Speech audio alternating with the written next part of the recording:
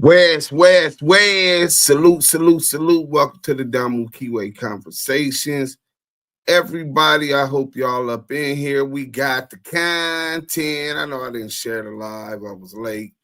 I had off of work, tired, but I came with the content for y'all. I hope that y'all hit that like button, man. Let me turn this on so I can put y'all up on the screen with me. All right, let's check out my people that's on YouTube and Twitch at Active Chucks. If you're on IG, y'all could go on YouTube or Twitch at Active Chucks, man. Make sure y'all hit that like. As soon as you come up on the live, we're going to get into the content. You know what I'm saying? Damu Kiwe Conversation exposes WACK100 Minion, Christopher Lovesboyz. We also got a dope-ass video from a Dose Reality TV. My brother, Shalom brother. You know what I'm saying? We're going to get into this Byron Blake video on Big U and how he's getting cakes. For those who've been living up under a rock, Diddy was found not guilty on the major crimes and is facing 51 months with a year in credit in. Update, a year credit in on 51 months.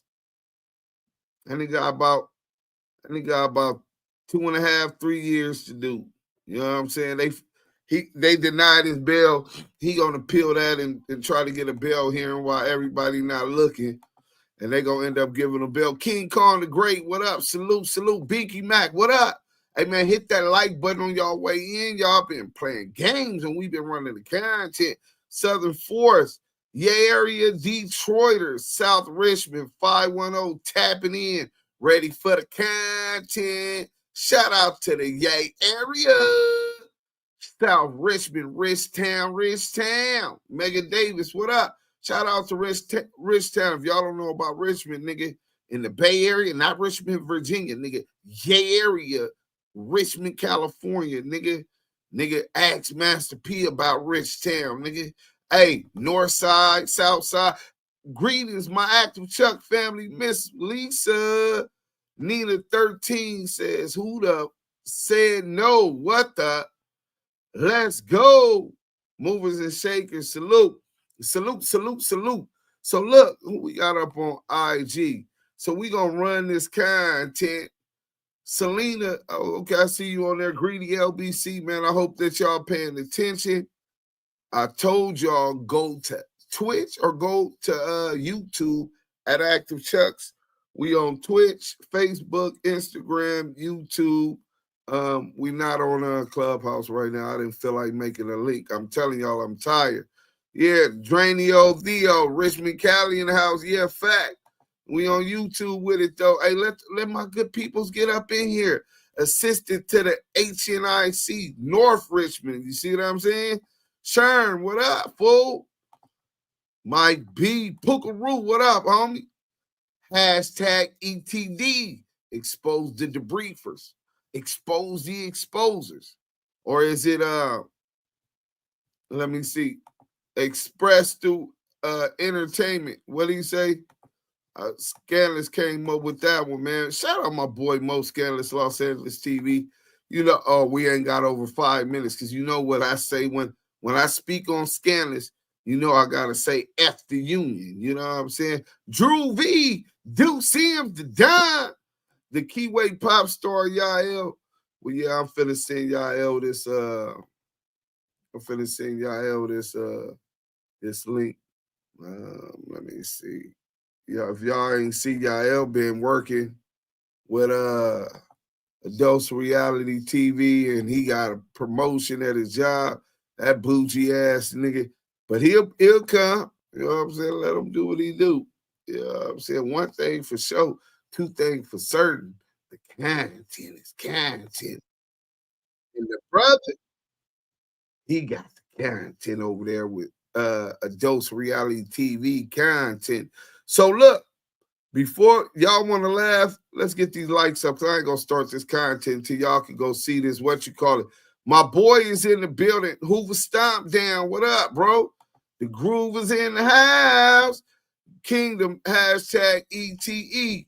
Cash Pellet Gun Jones. Lovesboyz be on IG Live more than a heavy bag. That's why you be getting beat up. Hey, look, y'all coming up in here. If you just coming in, hit that like button. Slimeball TV. Hey, Slimeball TV, you been talking too much, bro. You just came up out your shit. All you do is watch the content with them looking ass eyes. That nigga just puts his looking eyes down there. Now he greets everybody and salute to the chat. Hey, I'm glad that y'all able to connect with somebody who's really an introvert and doesn't really communicate with others too often. Funny as a motherfucker. Slimeball TV, man. Salute to you. Hit that like button. Salute to the chat. Welcome to the Damu Kiwe Conversations. Make sure you hit the like button as you enter and listen to the content. Selena is in the chat. Drew V, let's go.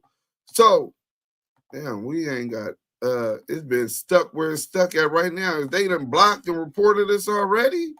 God damn, I've been blackballed for 2 weeks. I'm just coming out of it. My last couple videos been doing like almost 4,000 in a day. Steffi Weffy, Deucey Yael's official salute. Salute the mods in the chat. Blue heart, red heart, 2 active chucks. Hey, listen, man. The chat is where it's at. Salute to the Blue Ridge mob, man. All my peoples that's in there. You know what I'm saying? Poor righteous student. What up, though? Duke Sims and Yael in the chat, man. Salute to you, poor righteous teacher. The 5% nation. What you know about the rappers, poor righteous teachers, though? You know what I'm saying? God bodies. Look, we got enough people in here, and this content is going to be long. I'm not going to worry about what we ain't got up in here and what likes they ain't hit. Y'all just stay on their head, because I'm going to worry about and support those that's been supporting us. Y'all up in here, we finna get to this content. You know what I'm saying? Let me go ahead and we're going to start this off with the most talented young brother on the internet. Shout out to A Dose of Reality TV. And we're going to get to the content. Trust me, if they don't come in, hit that like button. And if they don't come in the morning, people going to be like, damn, we missed that. Trust me. I don't sell short, I only meets the goal. Let's go.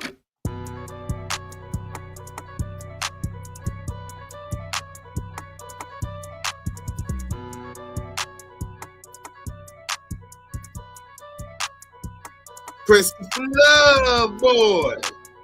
Hashtag in the chat. This what the fuck we do.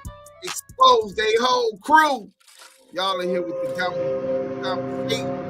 It's Deuce. Billy, where it's at? We don't fuck with Booger. Hey, yo. The union. Today, we asking the real questions. Was Christopher 600 Lovesboyz whole boxing career set up? Is it even real? Was it even real? Or is it just a cover for law enforcement? And hold up, is WACK100 his handler? Or was they put together by somebody higher up? We going there today. Welcome to A Dose of Reality TV. Was WACK100 600's handler? Damn, Dose be dropping jewels. And even though he come with the entertainment and comedic shit, nigga, he be dropping jewels, burning that rat up.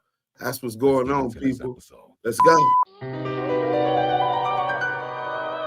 Reality meets art. Dose of Reality TV.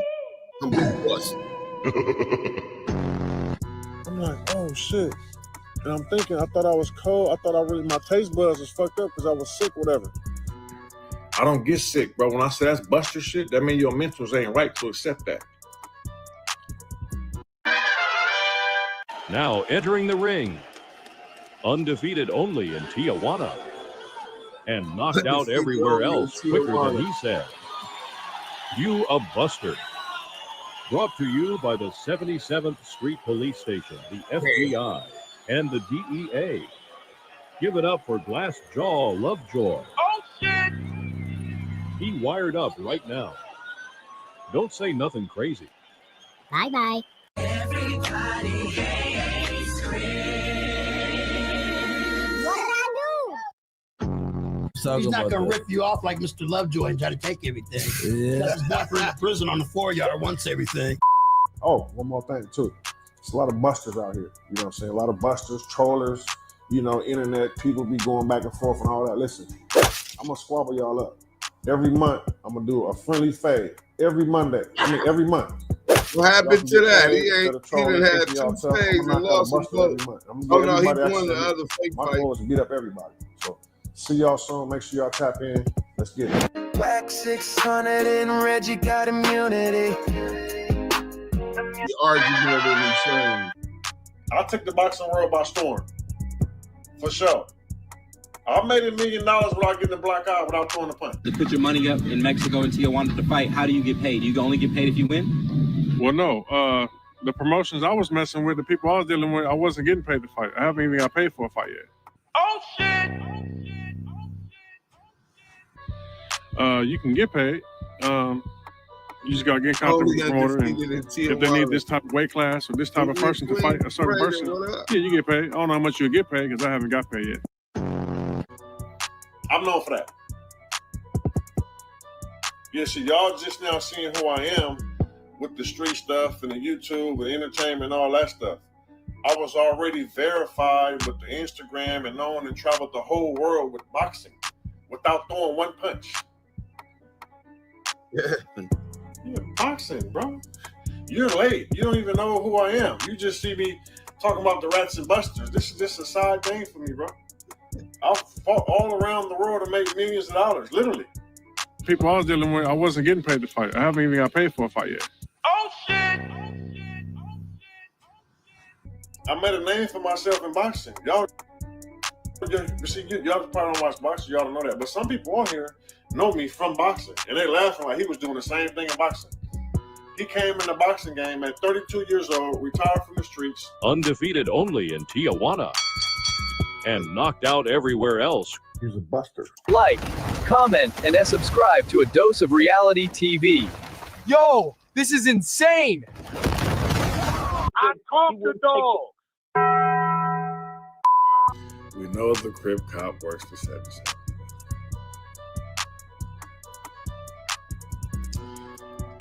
Okay, let me say something, y'all, right? Let's just say I was an informant. Hold on.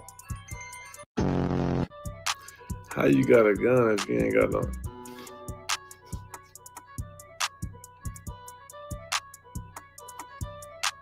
I'll shoot this motherfucking phone, boy. Featuring The Adventures of a CI. He's a buster. Everybody hates Chris. What did I do?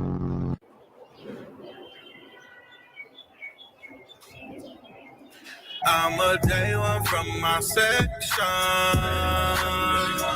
It ain't nothing you can tell. I stay dangerous and keep a weapon.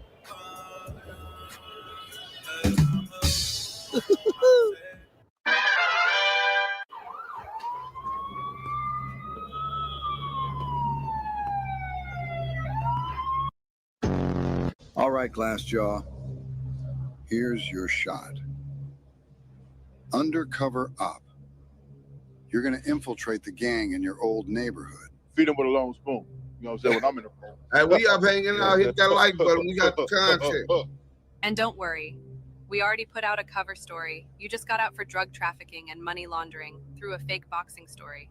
You've got credibility. And don't worry about going undercover. You've done worse for less.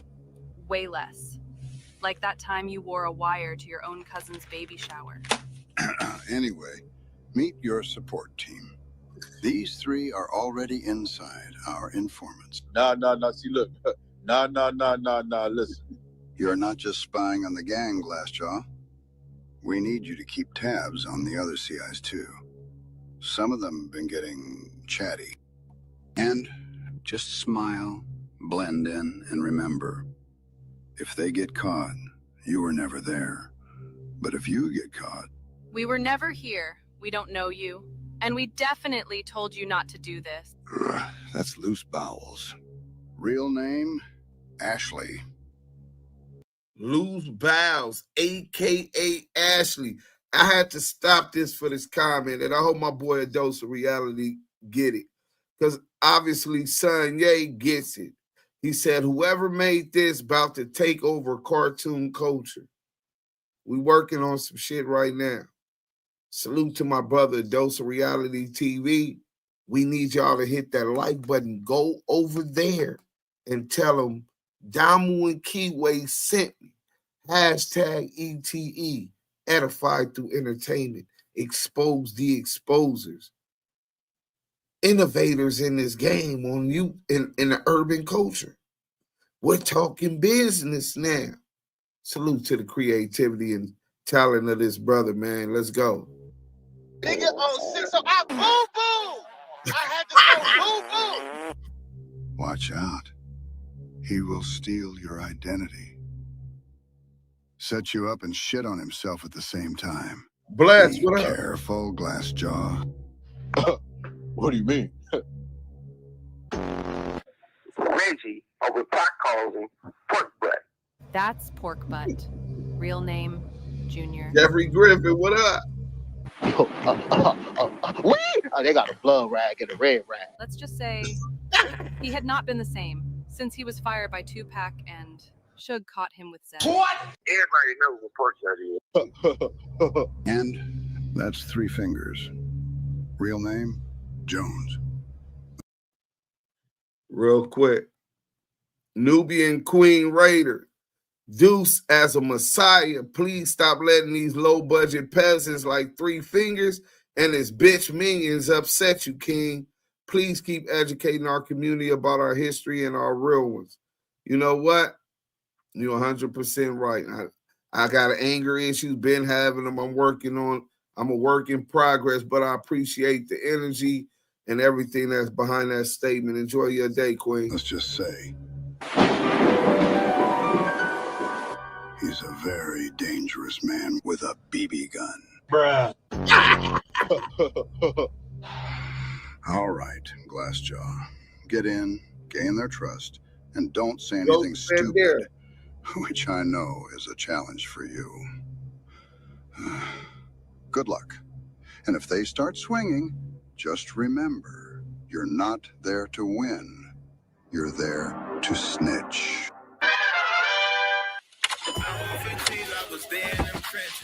I'm TTG. I was trying to go get it. And just like y'all see this urban cartoon era that A Dose of Reality innovated and leads in, how he's marketing that Yael song. If you an artist and you're looking for promotion through the ETE, your music played, and it can't be no garbage, bro. If it's garbage, you can't even pay us to put it up in here. Everything we do is hot, nigga.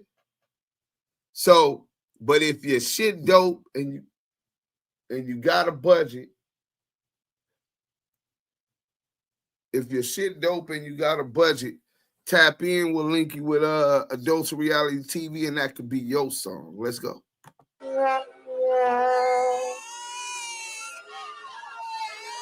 He's a buster. Everybody hates Chris. What did I do? Neighborhood. Featuring The Adventures of a CI. He's a buster. WACK100 and Reggie got immunity. Go like, comment, subscribe. A Dose of Reality TV. Support this thing we get. Move like a butterfly. Move like a bee. Move like a bee. Stop the cat. Stop the cap. Money grip. West. No boys.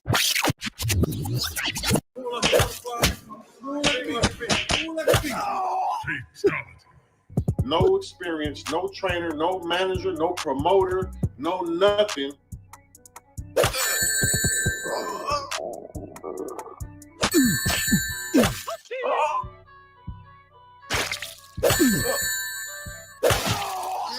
Fatality. Flawless victory.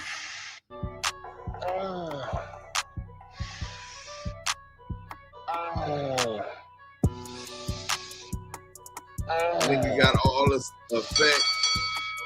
Shout out Yael. That shit hurt. A joke. Lovejoy is clout chasing. I was just getting over a cold like 2 days ago. It was 5-2 with I'm like, scoliosis. hold on. I don't get Why, shit, bro. When I say Tony, that's Buster shit, that means your mentals ain't right to accept that. Oh shit! Featuring The Adventures of a CI. He's a buster.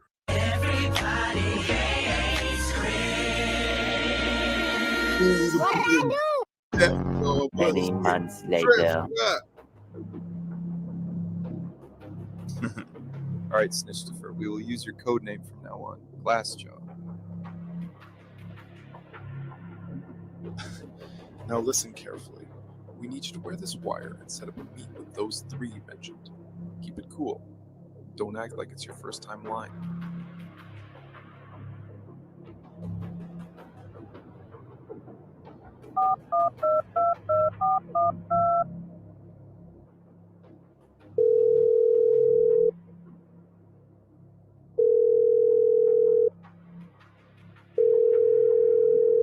We need them to incriminate themselves. Hey, let me tell you something. I told you, nigga, I ain't no buster. Nobody give me for nothing. Ain't nobody take nothing for me like how y'all took that 3K. Nigga on 6-0.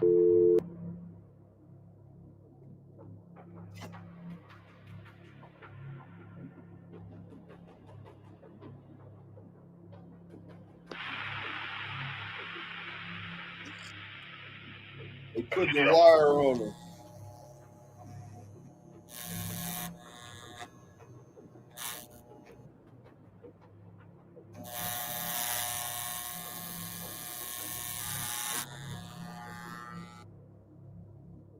Listen to the music and effect. Feel a real person.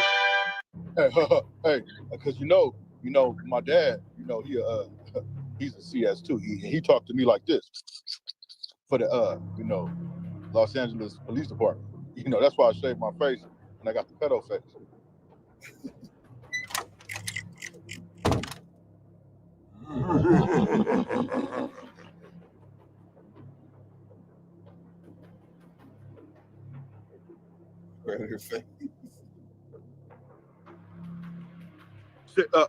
When I see niggas, it's spark season. I'ma spark it. So we gonna spark it. I'm just doing a lot of barking because I caught a lot of the rats and busters. And I'm really one of those busters. And I'm not gonna spark it. I'm just barking. Oh shit! Look who I found in the set. That's Big U. So what you been saying online? Good thing I woke up early, huh? I knew it was gonna be a good day. Uncle Boy TV, what up? Watch Come this. here, cuz. What did I do? What did I do?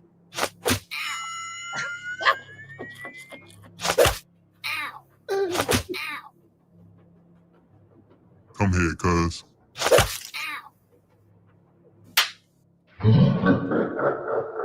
Hit that like button if you just coming in. Big U punching on 600.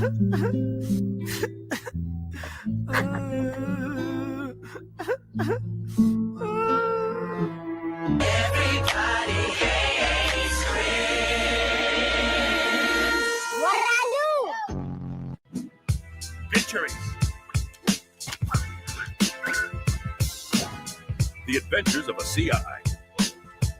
He's a buster. Yo, you live. Salute to George and Myron. Hey, man, Six, man, you can't never tell a nigga you can beat him up, bro. You was sweet. You said you can't. You said you can't tell what? You can't never tell a nigga that you'll beat him up, bro. Anybody can tell anybody anything. What are you talking about? You said what? Soft as fuck, bro. Well, where you at? You storming soft. So where you at? You like cotton, bro. So where you at? I'm talking about your head was down, nigga. You was swimming. Where you at? Nigga, I'm in the 50s, nigga. I'm too, nigga. Where at? In the 50s, nigga. What 50s? I'm right down the block from you, nigga. What 50s? In the 50s, nigga.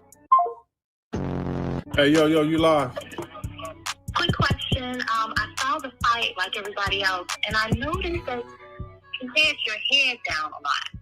And serious fighters never put their head down. And so I'm wondering if you learned to take this type of guy from Don King. Listen, you never boxed before. You don't know shit about boxing. Don't ask me about no motherfucking boxing.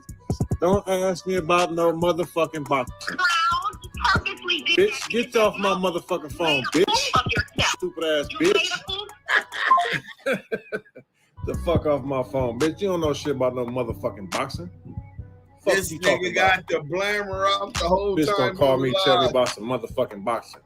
Paranoid. The whole scary motherfucking ass. boxing world know what's going on with boxing. Niggas think Ain't nobody gonna question me who boxed Gonna before. beat him up. Only a goofy motherfucker gonna question me about no motherfucking boxing, bitch.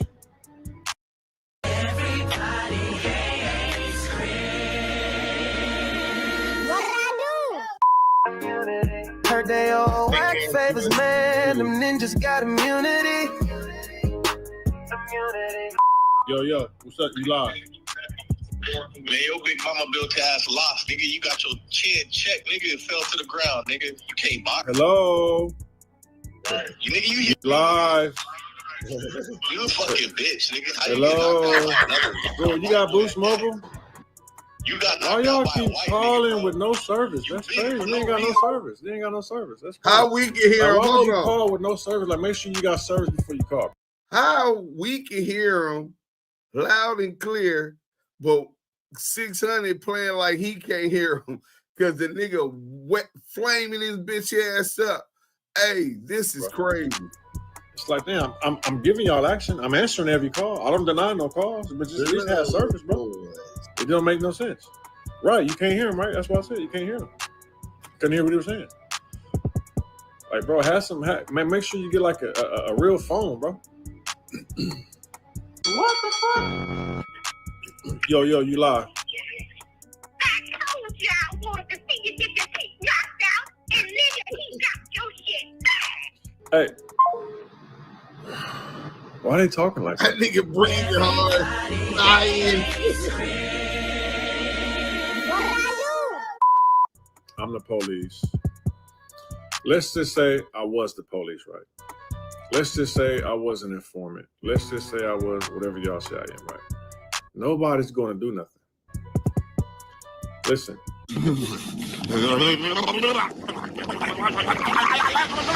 What did you say, nigga?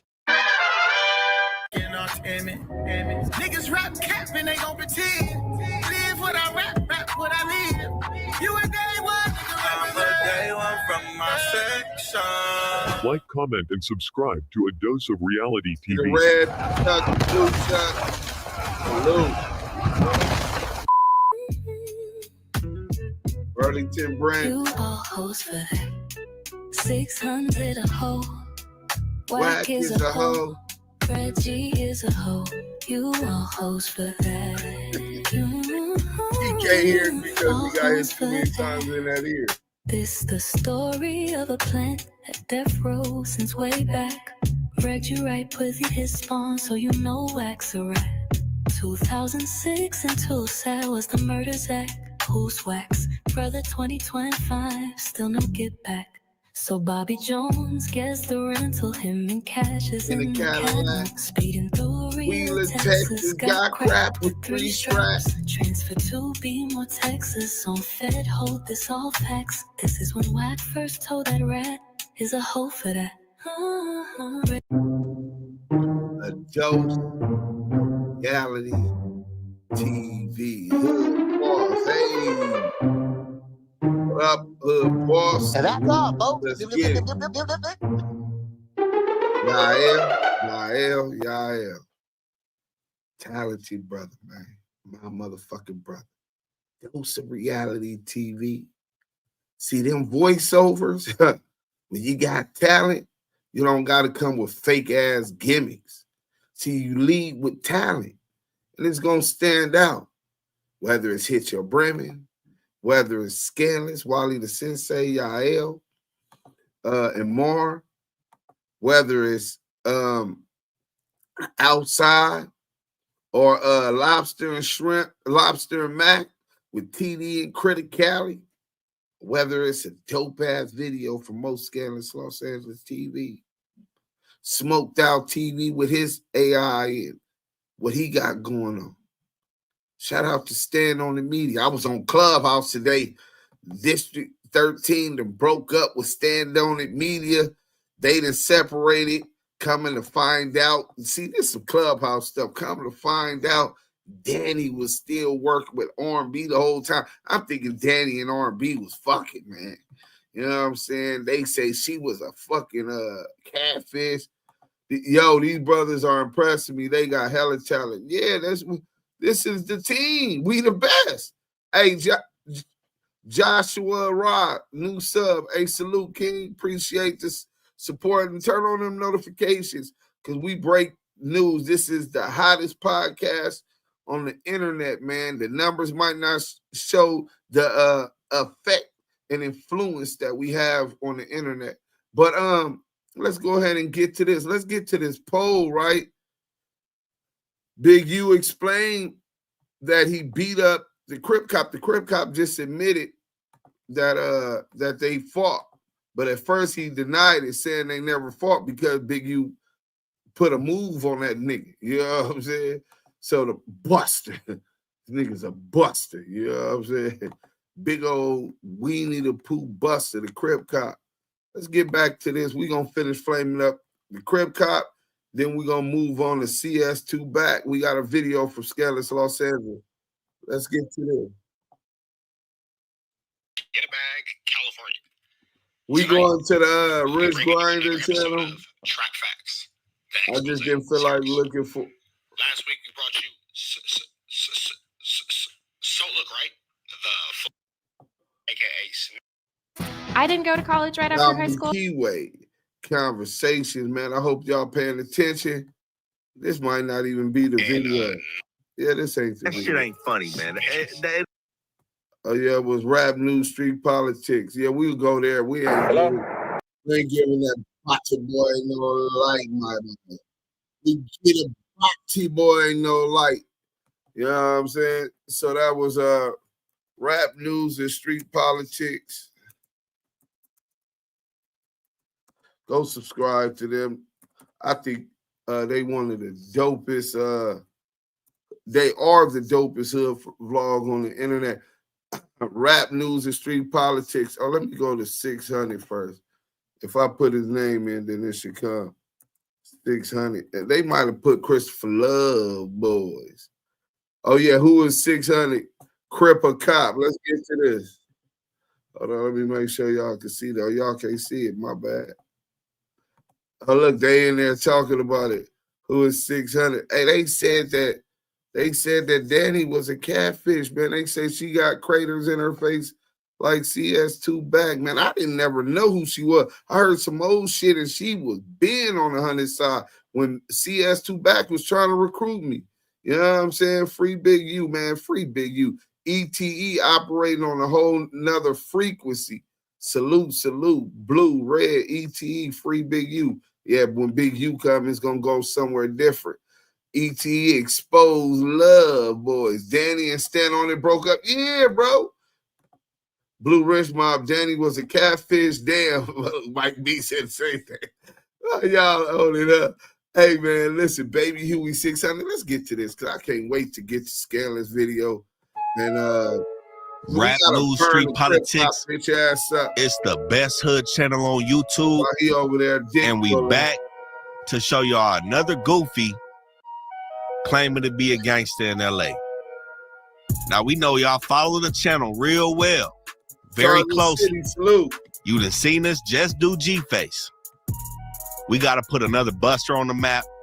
Somebody that want to be famous. He want to be a thug, a gangster. He want to run it. We got to talk about Snitch Hunted.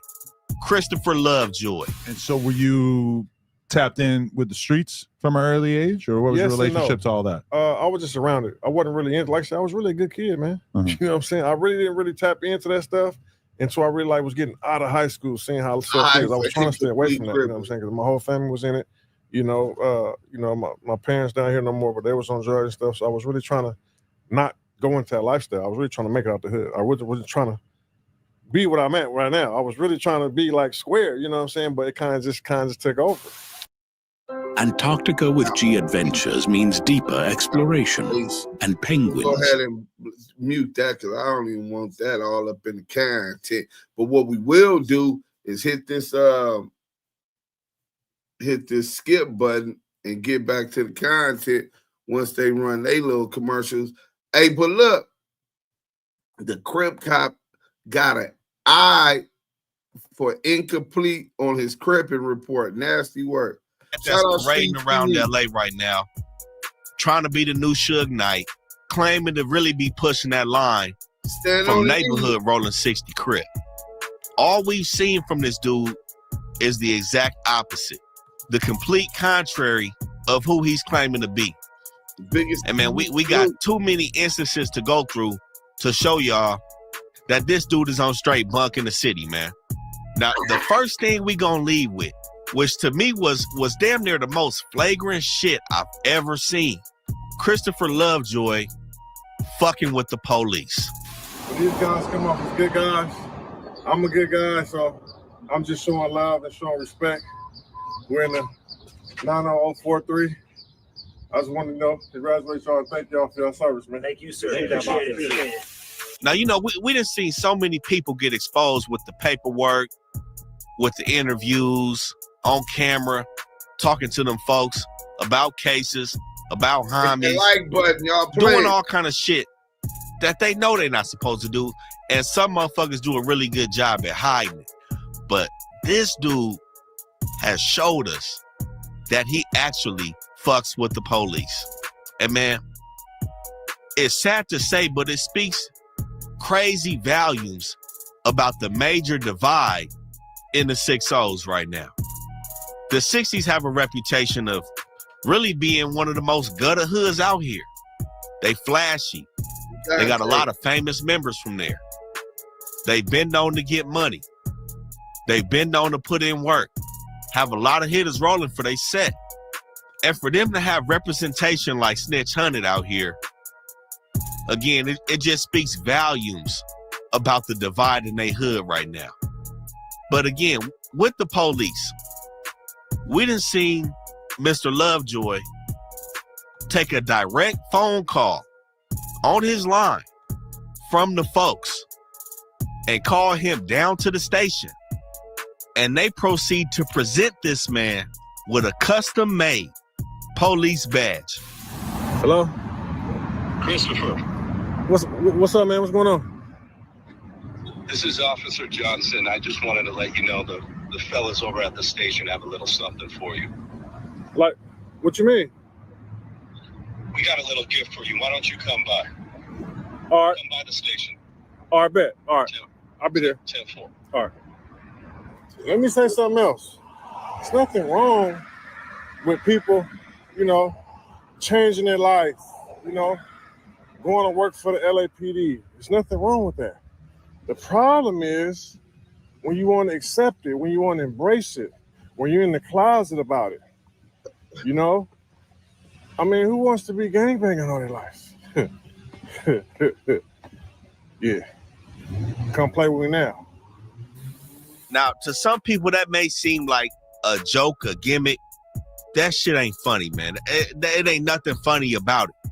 And one of his homies felt the same way, Don Bonelli. So we seen Don Bonelli get up with him and Brick Baby after that situation with DW Flame and Brick Baby. Yeah, Bonelli man, had both of them dudes on live trying to serve that DP up. Now, Brick Baby, you know, he probably so high off them perks, he had to exit the room to go throw up. But Snitch Hunter stayed. You know what I'm saying? And he dodged the questions about the DP. But the thing that stuck out was kind of how Don Bonelli treated the situation. And Don seeing Bonelli a gang member, period, with the police is just some completely off the wall shit. We done seen this dude taking pictures with the folks, talking about thank you for your service, basically saying thank you for locking the homies up. Thank you for putting the RICO on the hood. This was Snitch Hunter doing. But Don Bonelli like, hey, you know, that wasn't cool. I'm gonna need the DP. You ain't got, let's keep it real, not even like that, but you ain't got no say-so over here, bro. You can't summon nobody up and get nobody ordered up and nothing happening. Hey, Crib Cop, this why I won't get on live with you no more. Nigga, yo young homie, nigga that's younger than you, is your big homie, nigga, in ranking.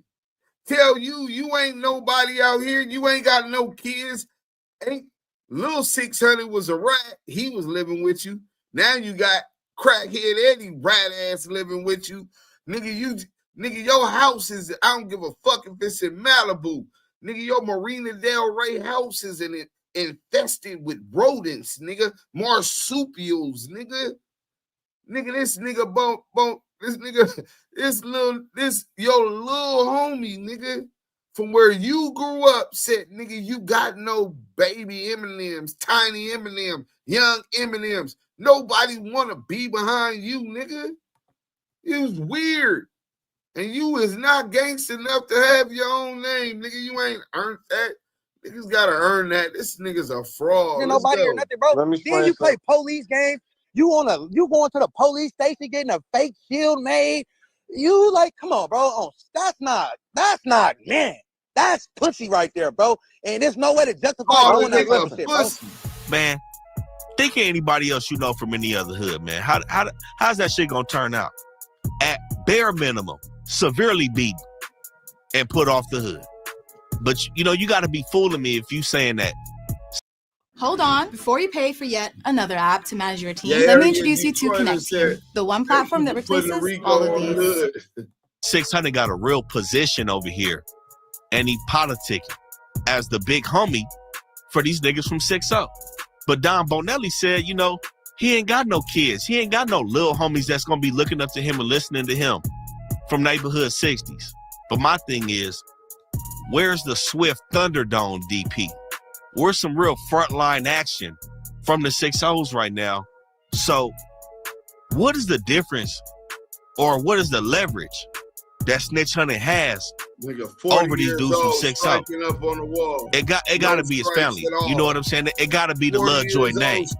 He was sanctioned in, given the clout by a reputable member prior to him becoming from 6-0. This dude joined 6-0 in his 20s. So he's somebody's son, somebody's nephew. And it's like he can't do no wrong because of who his people is. That's just what it seemed like to me. And I know of some cats like Toots from 6-0 who on the same shit. Niggas out here snitching and telling and being with the police and doing all this shit. But just because they people from the hood, they ain't put off. I mean, that shit, that's leaving a black eye, not only for the city, but for them neighborhood 60s. Now, we don't know if his DP is going to be televised by Don Bonelli. We don't even know if he's going to get served that DP. But it's much appreciated to Don Bonelli for calling that lame shit out. We can't have that shit in the hood. We seen Conrad not fucking with him either. Dudes on the front line, dudes that's really banging from that hood. Why ain't they put him off? Shit, out him. Out his ass. Slide. Ain't no way this dude can still be walking around the streets, man. And another piece that Don Bonelli brought up was the situation between Snitch Hunter and GBO Gaston. Again, another flagrant action from 600 where you got this dude promoting somebody dissing your hood. Out here, and they bust down, you see where I'm at. Hey, fuck Brick Baby on down, you nigga. Doing a push up in here, shit green, nigga. That shit green, nigga. On me, nigga. Niggas told I can't put him to the hood. I'm telling you, I put him to the hood. Nigga, thirsty, nigga. And we out here, nigga. And we out here, nigga. Niggas get gunned down. Nigga, where niggas at? Nigga, I'll put that nigga down. Hey, you know, nigga, nigga, I'm out here, nigga. And we not talking about how DW Flame dissed the neighborhood card in front of Brick Baby. We talking about somebody actually, intentionally dissing your hood and ready to beat. GBO Gaston dissed the 6-0s. Why is Snitch Hunter still rocking with him? Why is he promoting him? Don Bonetta like, hey, you hanging with him? What's up? But my thing is, again, where does the leverage lie? There should be no talking. It should be nothing but that Thunderdome action for Snitch Hunter. My thing is, it could be one of three things. Like I said, his folks is from that set, and he has some type of immunity because of that. He either paying dues over there to act like this on the internet and to rub that neighborhood 60 name in the ground, or he really is the police. Because can't nobody get away with this shit. We done seen Block Boy do it. Man, how fast they kill him. He didn't even have a run like this. We ain't never seen him in the police station. They whacked him. And it's always that case, man. They always whacking somebody that's just on some other shit, but they never whacking the people that actually need to be whacked. Now, we also seen this dude with X4. Yeah, when X4 got out from that lawn bed and he started popping it on the internet with the music, who he started rocking with? Supposedly 600 and WACK100. Now, most recently, we see X4 has parted ways. The contract is over between X4 and 600. Now, some may say that's because of the history between the 40s and the 60s. That's apparent, but I highly doubt it, because they wouldn't have went in business together in the first place. It's got to be something. Is it the same reason why C-Mac don't rock with 600 no more? Some real police shit going on. Dude's got to step away from that. As soon as he in his situation with X4, we seen him try to buy 4 extra out. He talking about 20 bands to buy 4 extra. Hey, Christopher, what about that judgment Ford placed on you for 20 bands? What about that bankruptcy you filed, nigga? Come up here, hey, man, you never know who know who or who know what. Good thing 4 extra said hell no to that. Link in the chat. Man, we ain't playing no games with this shit, man. It's too much of this shit going on in the city, man. It's these dudes walking around here making fun of this street shit, playing with it. Next thing you know, they got a dick up their ass. And coming back to Brick Baby, we done seen this dude fall out with Brick Baby multiple times. But we done also seen him recently sit down in front of Brick Baby with that snitch G-Face and G-Uno. No fade, no nothing. See, I don't know what's going on, man. It's a lot of weird shit, though. A lot of weird shit going on, especially in this section. Again, who getting paid off? We done seen him beefing with Big U. Now, originally, Big U summons this dude. You know what I'm saying? And he pulled up on him, and he had to pay his respects to his big homie. Listen, man, I don't think y'all know this, bro. If anybody got anything to say about the big homie, because I'm on him. Like I told y'all before. Anybody you better start acting like that. Anybody got anything to say about the big homie, I'm on him. You better start acting like that. But as soon as that situation ended, it's like he got a chip on his shoulder. Or he felt like he above the program after that and start beefing with Big U. How is this dude able to do that? To really wrap your head. Man, fuck the video. This is beyond the video. Really wrap your head around somebody that's really doing this shit in the streets, claiming the hood like the 60s. What's going on? Any hood. It could be a enemy hood of the 60s. The Hoovers. Going back to school felt impossible.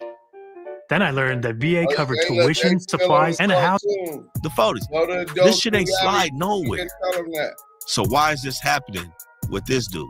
Why is he still out here doing this shit? He most recently talking about he doing CIA training. I know after a while you start trolling.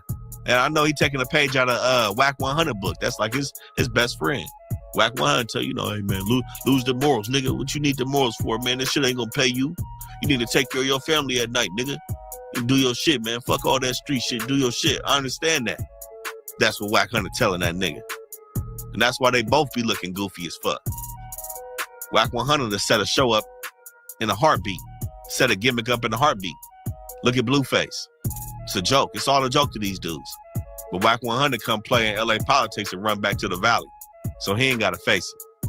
But, you know, the police shit just It just takes the cake. And then we turn around and see this dude, his big ass with a can of paint tagging. Grown ass 40-year-old man tagging in the alley with a registered pistol. What's going on? Man, somebody people need to get him. His people need to come get him. He tripping. They need to pull that nigga back. It should be over for dude. He want to be the next Suge Knight. He want to go viral so bad. The shit ain't funny no more, man. We'd also seen this nigga beefing with S-Bone. Rest in peace before he died. It's the same story over and over. And you know, there was also the situation when he went down in like 2012 for this weed, this possession trafficking case. Now, when he was on live telling this story about that trafficking case, there was some things in there that really wasn't adding up.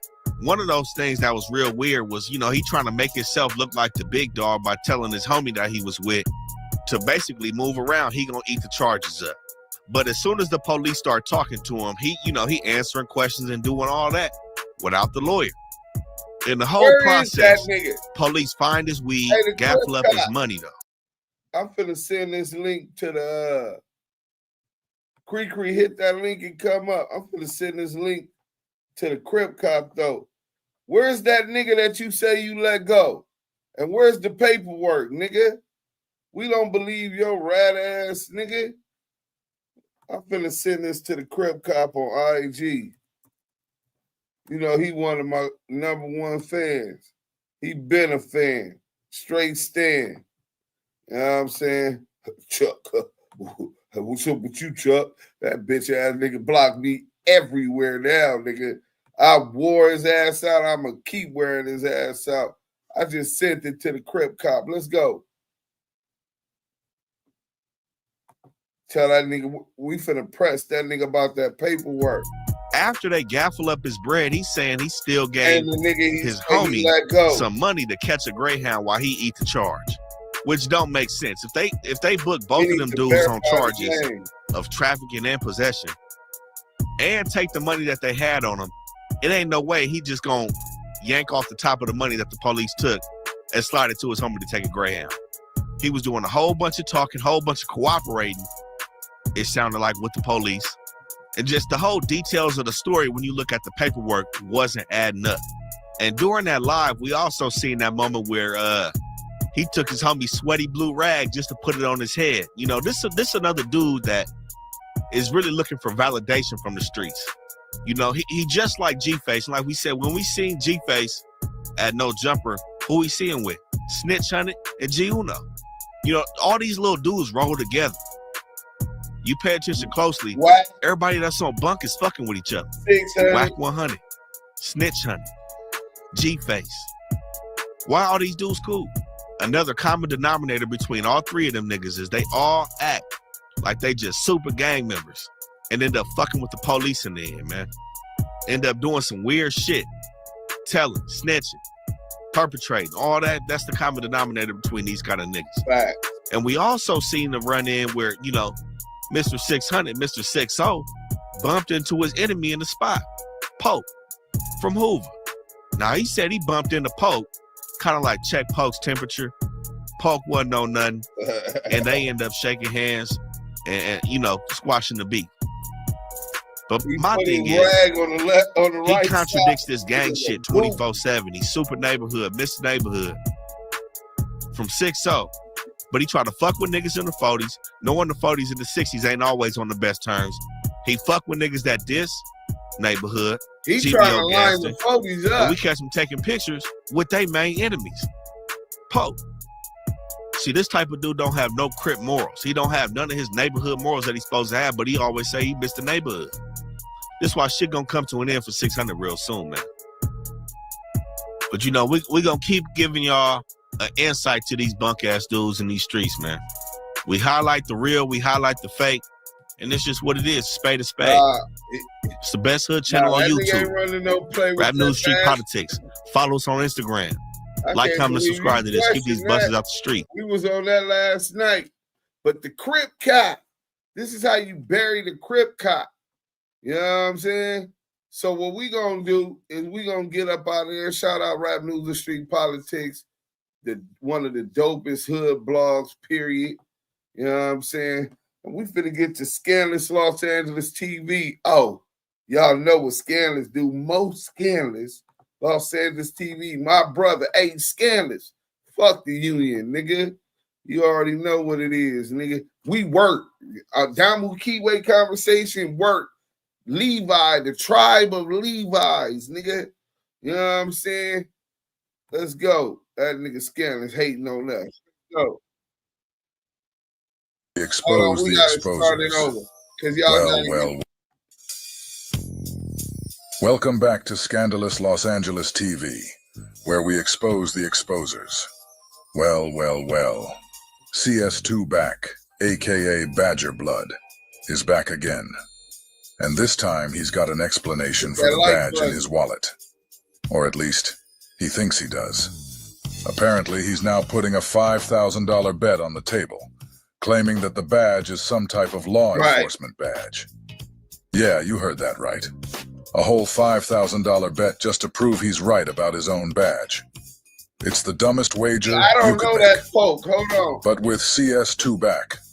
I don't know that poke. I know about him like on the internet, nigga. I was in, I think that baby poke. I'm at, hey, Hoover Stomp down if you in the chat. Which poke was that? Poke was thugging, nigga. Nigga, he come back from court. He going into the neighborhood, take him and one other nigga lining the shit up. You, and you, let's go. You, and you, get down with the homie. Dead homies, nigga running him. 3-phase. Every time he come back from court mad. Shout out to Poke from A. Trey Hoover, man. You know how his ABC 1, 2, 3 logic works. He swears he's playing chess when he's barely playing Uno. So yesterday he jumped on Demon Time's panel. I guess this time he decided to let Demon get the exclusive instead of SBGB TV. You know how Porky does. Strategic clown moves. That nigga Scandalous said Porky making strategic clown moves and gave it to Demon Time Exotic this time, the content, instead of SBGB TV. Hey, SBGB TV. He calls in and y'all have cordial conversations for your content, but you make content every day like you beefing with the nigga. Notice the difference. Hey, look at the Crip Cop over here. And then you got Brian Beast to Teeth Seeley, nigga. Nigga Beast to Teeth Seeley, the parrot, the 100 EBT parrot. Nigga, let's go. Let me give it to Demon Time so it don't look like I'm working with SBGB.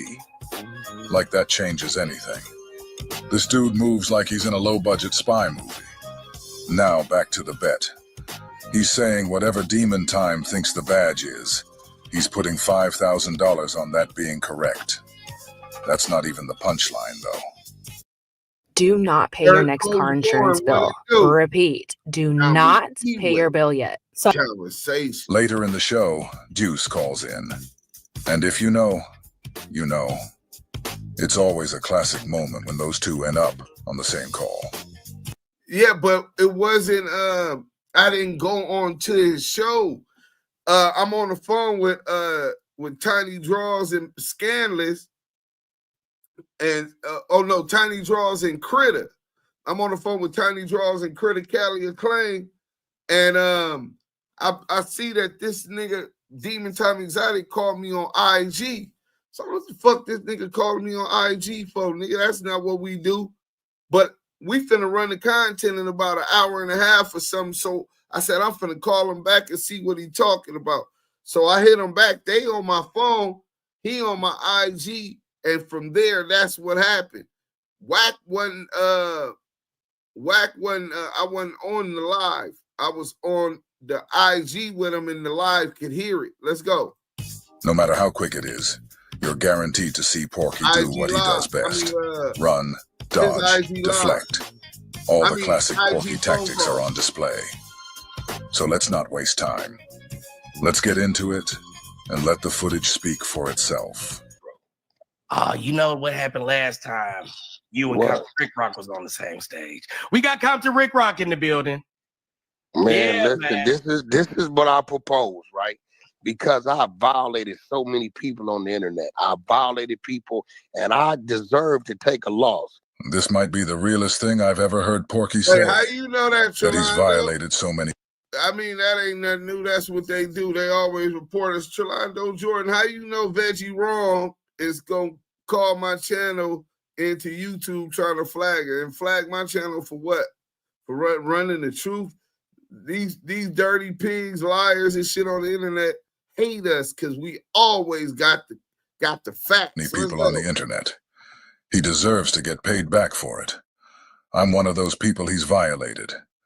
This man wished me a happy Father's Day, and in the same breath, hit me with 3 YouTube takedown strikes on the Lovesboyz videos. 3. But I'm not the only one he's violated. He did the same thing to Demon Time. And him violating Demon Time is the reason Demon did this right here. Hey, what's up? We live for all the out there. What's up? Y'all want to be famous? Here you go. Let's not forget Compton Rick Rock either. That's supposed to be his brother. Porky gets on the phone with the federal informant, Snitch and Tell Dale, and says Rick Rock set him up to get robbed for $40,000. Because that's how I know Rick. That's how I know Rick Rock too. Because Rick Rock used to do the security at the warehouse. And I think that's how Rick Rock know him too. That's the spot that got hit. Yep. For like the 40. Yep. Yeah, that was one of my spots. Yeah. So Rock, he was security for Jay Reed to come over. That's how we all know each other. But I don't that nigga, man. Yeah, well, wait, that was your spot? Yeah, that was one of them, yeah. You know Jay Reed lined that spot up. Why you think I know got here for 40? Oh, shit. Let me see if you can guess who he had do it. Rick Rock. That's what CS2 Back has been out here doing on the internet. Backstabbing, playing both sides, and hiding his hands. And now he's sitting on a panel with 2 of the very same guys he violated, like nothing happened. Not only am I going to be exposed with this bet, somebody going to take $5,000 of my money. So the $5,000 bet is not a risk that you're going to lose. It's just a guarantee that I'm going to lose. I need to feel the pain and agony because I've been perpetrating all this time, right? Exposing people. And now you say I myself have a badge. So I'm willing to sacrifice $5,000 of my money just on a simple bet. I mean, it's a sure shot. Can you articulate what the bet is? Because I think I want to take this bet. The bet is this. Right now, the bet is that badge. You're saying that badge represents any form of law enforcement, meaning meaning it's being you will be recognized as a peace officer with that badge. That covers probation. That covers everything. Listen, I'm putting it out there because it's a short shot. I want to lose because I feel like I need to sacrifice myself because I've done so much damage on social media through the exposure movement. Now, it's a $5,000 bet. This is not for you to lose money. This is for you. I'm guaranteed you're going to win some money. Porky is guaranteeing you'll win money. As long as you bet that the badge he flashed belongs to some type of law enforcement agency. That's the stupid-ass bet he's putting out there. And this is exactly why I say he's got that ABC 1, 2, 3 mentality. First, you go online, do the whole Snoopy badass routine, flash a badge on camera, clearly trying to make people think you're police. Then you turn around and say, "Yup, I got a $5,000 bet that the badge is real." Who wants to bet? With or without that badge, we all know Porky is CS2 Back. And you'll be known as the one that exposed WACK and took $5,000 from him.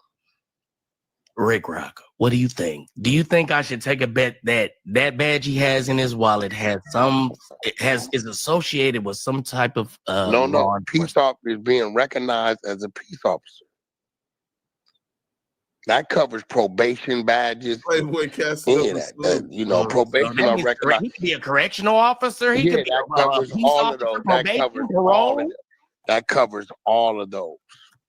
Or as did he well just as LAPD sheriff or any other departmental, law enforcement. Come on, hit that I like want you all button. to pay close attention to Get it over CS2Back's 300. calm demeanor right now. Real smooth, real collected, acting like he's in control. But here's what I want you to really notice, because this happens every time. That calm, confident front he puts on. Yeah, that energy completely shifts the moment Deuce enters the room. So don't miss that. Take note. Watch how different he gets. Every single time Deuce pulls up. This is the easiest hack in 2025 to clean your dog's teeth. Best way to get rid of stinky dog breath, crunchy veggies for natural. When dudes get on back, there's going to be another classic. We got about 30 of them, nigga. Let's go. Or did he go and get him a badge just so he could trick the shit out of y'all and get some free content? I will tell you this. I have never, ever brought a badge. So that eliminates that. You want to take the badge? It was issued from some type of academy. Wait a minute, hold up. I don't know. Listen. If Hey, do he got the badge? He got the badge. He got the badge on the face cover.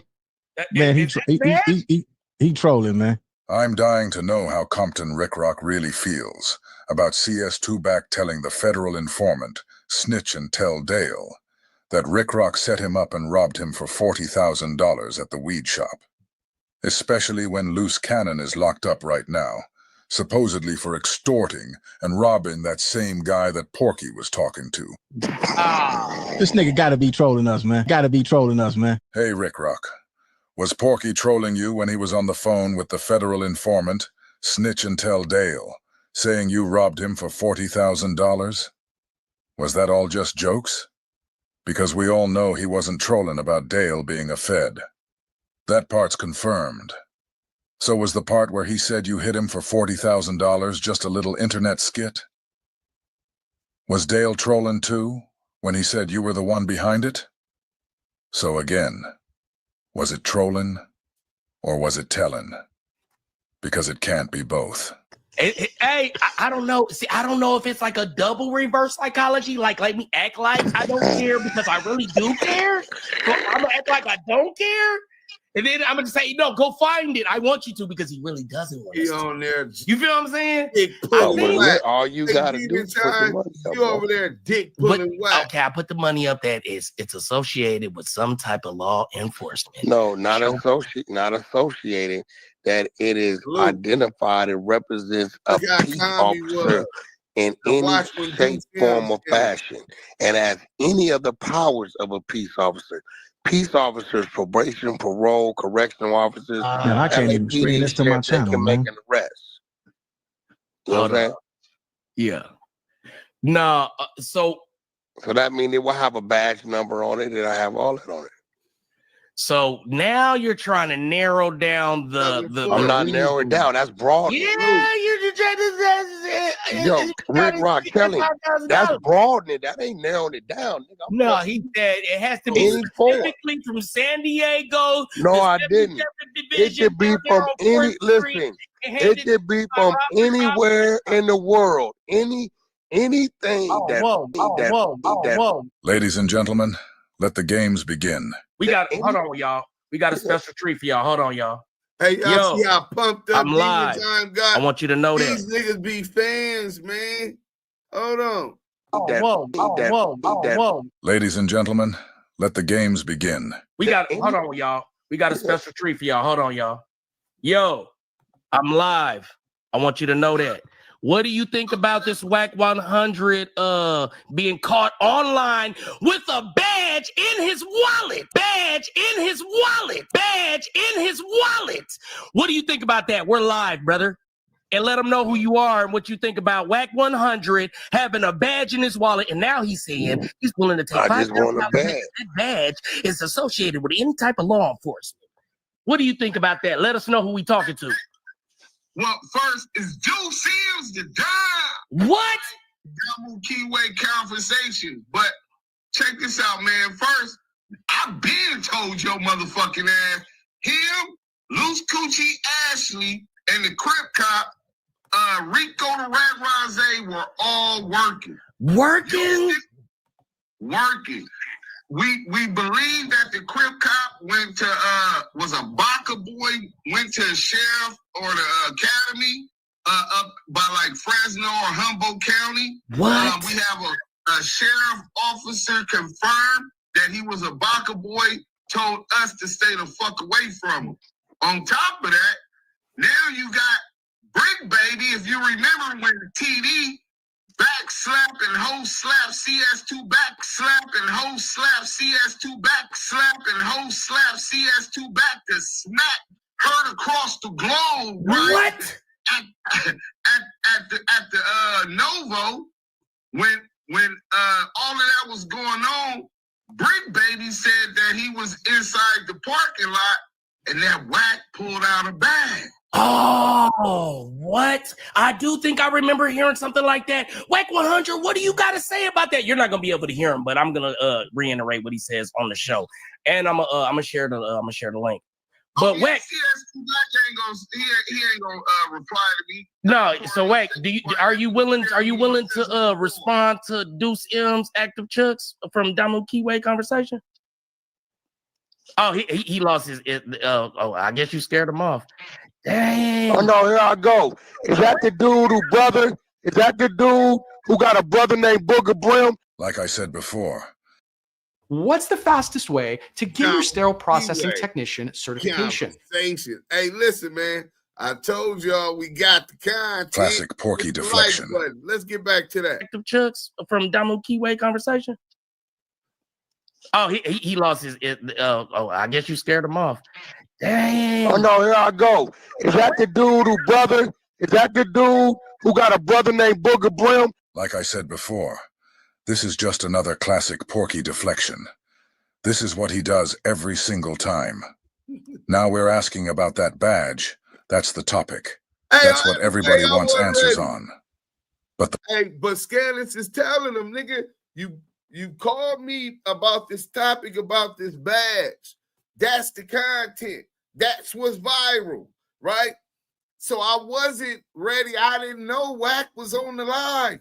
I just seen the missed call on Instagram and called back on Instagram. This whole time, I don't know CS2 back is on the line. Dead homies. Then Critic Cali and them text me because they seen we was live. Let's go. The moment Deuce shows up, what does he do? He dodges. He evades. And instead of answering the question, he suddenly starts bringing up Booger Brim out of nowhere. This ain't the first time he's pulled this stunt. It's straight out of the Porky playbook. I ain't never had to do no classes. And never had a felony. Misdemeanor, baby. They arrested you. Misdemeanor. You lying about I had a misdemeanor. You know, you get too loud. We don't give you that. I had a misdemeanor, bozo. Look, we gonna run to work tomorrow anyway. So you got you can have listen, no, let's get to this. You can have that till tomorrow. I don't give a everybody didn't call it domestic. I don't give a about that. But listen, did your brother catch a domestic when he was scared to fight? Did your brother catch a domestic when he was scared to fight? They got PC'd up by Big U and the 6-0 that's doing life. Is that the lifer? He got a brother named Booger Brim from Foodtown Brim on Paul Root that's on PC yard right now. What does Deuce's brother being on a PC yard have to do with Deuce? Deuce ain't on a PC yard. So how is that relevant? And more importantly, what does any of that have to do with Porky and the badge in his wallet? Anytime you start pressing Porky with real questions, he runs, starts pointing fingers anywhere else but at himself. I thought he had a $5,000 bet on that badge being legit. So why isn't he discussing that with Deuce? Why is the conversation suddenly about Deuce's brother? It's simple. Porky doesn't like being questioned, especially by Deuce. Every time Deuce holds him accountable, you can see it. He gets uncomfortable, he gets loud, and he starts reaching. This is his pattern. Deflect, distract, dodge. Is that him? He said, do you have a brother named Booger Brim that's on PC yard right now? Look at It's good content. There it go. There it go. There it go. I'm about to send the link. There it go. Just get up out of here. Look, he said we not talking about that. We talking about that bad. There it goes. See, listen. You see, you can't fuck with me, right? Hold on, I'm about to see that? Demon time. Demon time. I'm diabolical, demon. Man, it's crazy how Porky really sits there saying he's diabolical. All because when you ask him a straight question, instead of answering it, he throws out some random topic that has absolutely nothing to do with what you're talking about. And the wild part? He actually acts like that's some kind of hidden talent. Like that's what makes him strategic or calculated. Nah, that's not diabolical. That's just dodging accountability dressed up as some fake genius move. This dude is really out here confusing chaos with cleverness. Hey, he said, y'all ain't got him, he got you. I'm diabolical. Check your DMs, but go ahead and get your last word in there. Check your DM. All right, well, look, first and foremost, it's up on my thing. I interviewed my little brother. That's well known. We're not contesting none of that. Well, matter of fact, I'm going to show y'all that real quick, right? If y'all want to watch that and get the story, how my little brother got life, how motherfuckers told on my little brother, and he stopped gang banging, and Big U ain't had nothing to do with all of that shit. That nigga Wack ain't from LA, so he get the stories mixed up, right? Big U and my brother took a fade, nigga. In the county, my little brother called Big U out. They was in the county together. They wasn't in no motherfucking state together. You know what I'm saying? That nigga just don't know. He done heard a little something and he lying, trying to spin something like that was the issue. Hold on real quick. For anybody that want to see it, they could go on the Active Chucks and just type in, let me show y'all this real quick. Because we ain't finna let them deflect. So when I say that the content is already on my page, and he explains everything, and he talk about you was crying, all you got to do is go on Active Chucks on my page, and it's on the live. Me and Yael, it's called WACK100 claims Booger Brim is a rat. Let's get the business clear. Paperwork party on Booger Brim. We got the paperwork and tell the whole story. So him trying to deflect to that, to a brother who ain't even on the internet, right?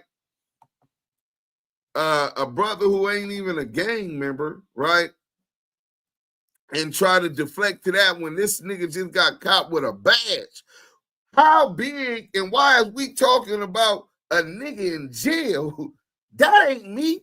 I paroled from BR, Kern Valley State Prison, and the U.S. Marshals picked me up and took my motherfucking ass back to the feds. And I was there until I got a new lawyer, because my old lawyer had retired, till I got a new lawyer to get me a court date to let them know I was released from state prison. And I went to go see Judge Terry Hatter Jr. So this nigga acting like we deflecting. Nigga, we ain't deflecting nothing. That's already been litigated. That's on the net. The content's on the net, nigga. The content is content. We talking about this badge, nigga.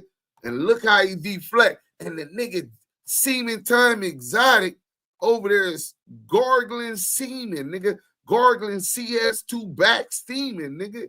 Hit that like button. We finna cook these niggas. Let's go. Contesting is this pig. He was contesting that. He cried. He denied it. And Big U, look, Demon. Big U the one how he rolled up. And he played friends to the Crip that rolled his brother up. Porky does this every single time. Soon as something comes out, he jumps out with the same recycled distractions. So I don't get why Demon Time is letting this guy run with the narrative, like that's what the show's about. Who cares what Porky's saying about Booger? That's not the story. Nobody's asking about Booger. Nobody's talking about Deuce's brother. His brother's not even online. We care about the badge. We care about Porky flashing that badge on camera. About me. And about CS2 back. That's what everybody wants to know. But somehow Demon's sitting there acting hyped, Like Porky said something powerful, when really he didn't say anything at all. He let Porky slide right out of there without ever addressing the actual issue. You played friend with the crip that rolled your brother up? Is that what? And he bit on the He said you befriended the guy that rolled your brother up. Big you! You dick sucking, cum gargling, dick down esophagus, finger in the booty ass, weird ass nigga, so gang goofy, you just gonna bite on this nigga police ass false narratives, nigga. This shit is crazy.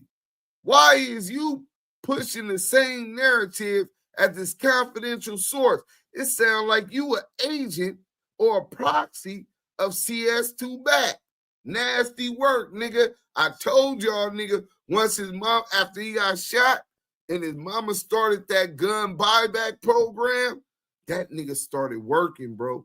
I gotta get to work to prove it, but that's what I've been believing. Hit the link! Hit the link! And he won't talk about it. Fuck that link and fuck you. Fuck that link and fuck you. Fuck that link and fuck you. Damn! There it go. There it go. We got content. Shout out to Booger Brim, Food Down Brim that's on the PC yard.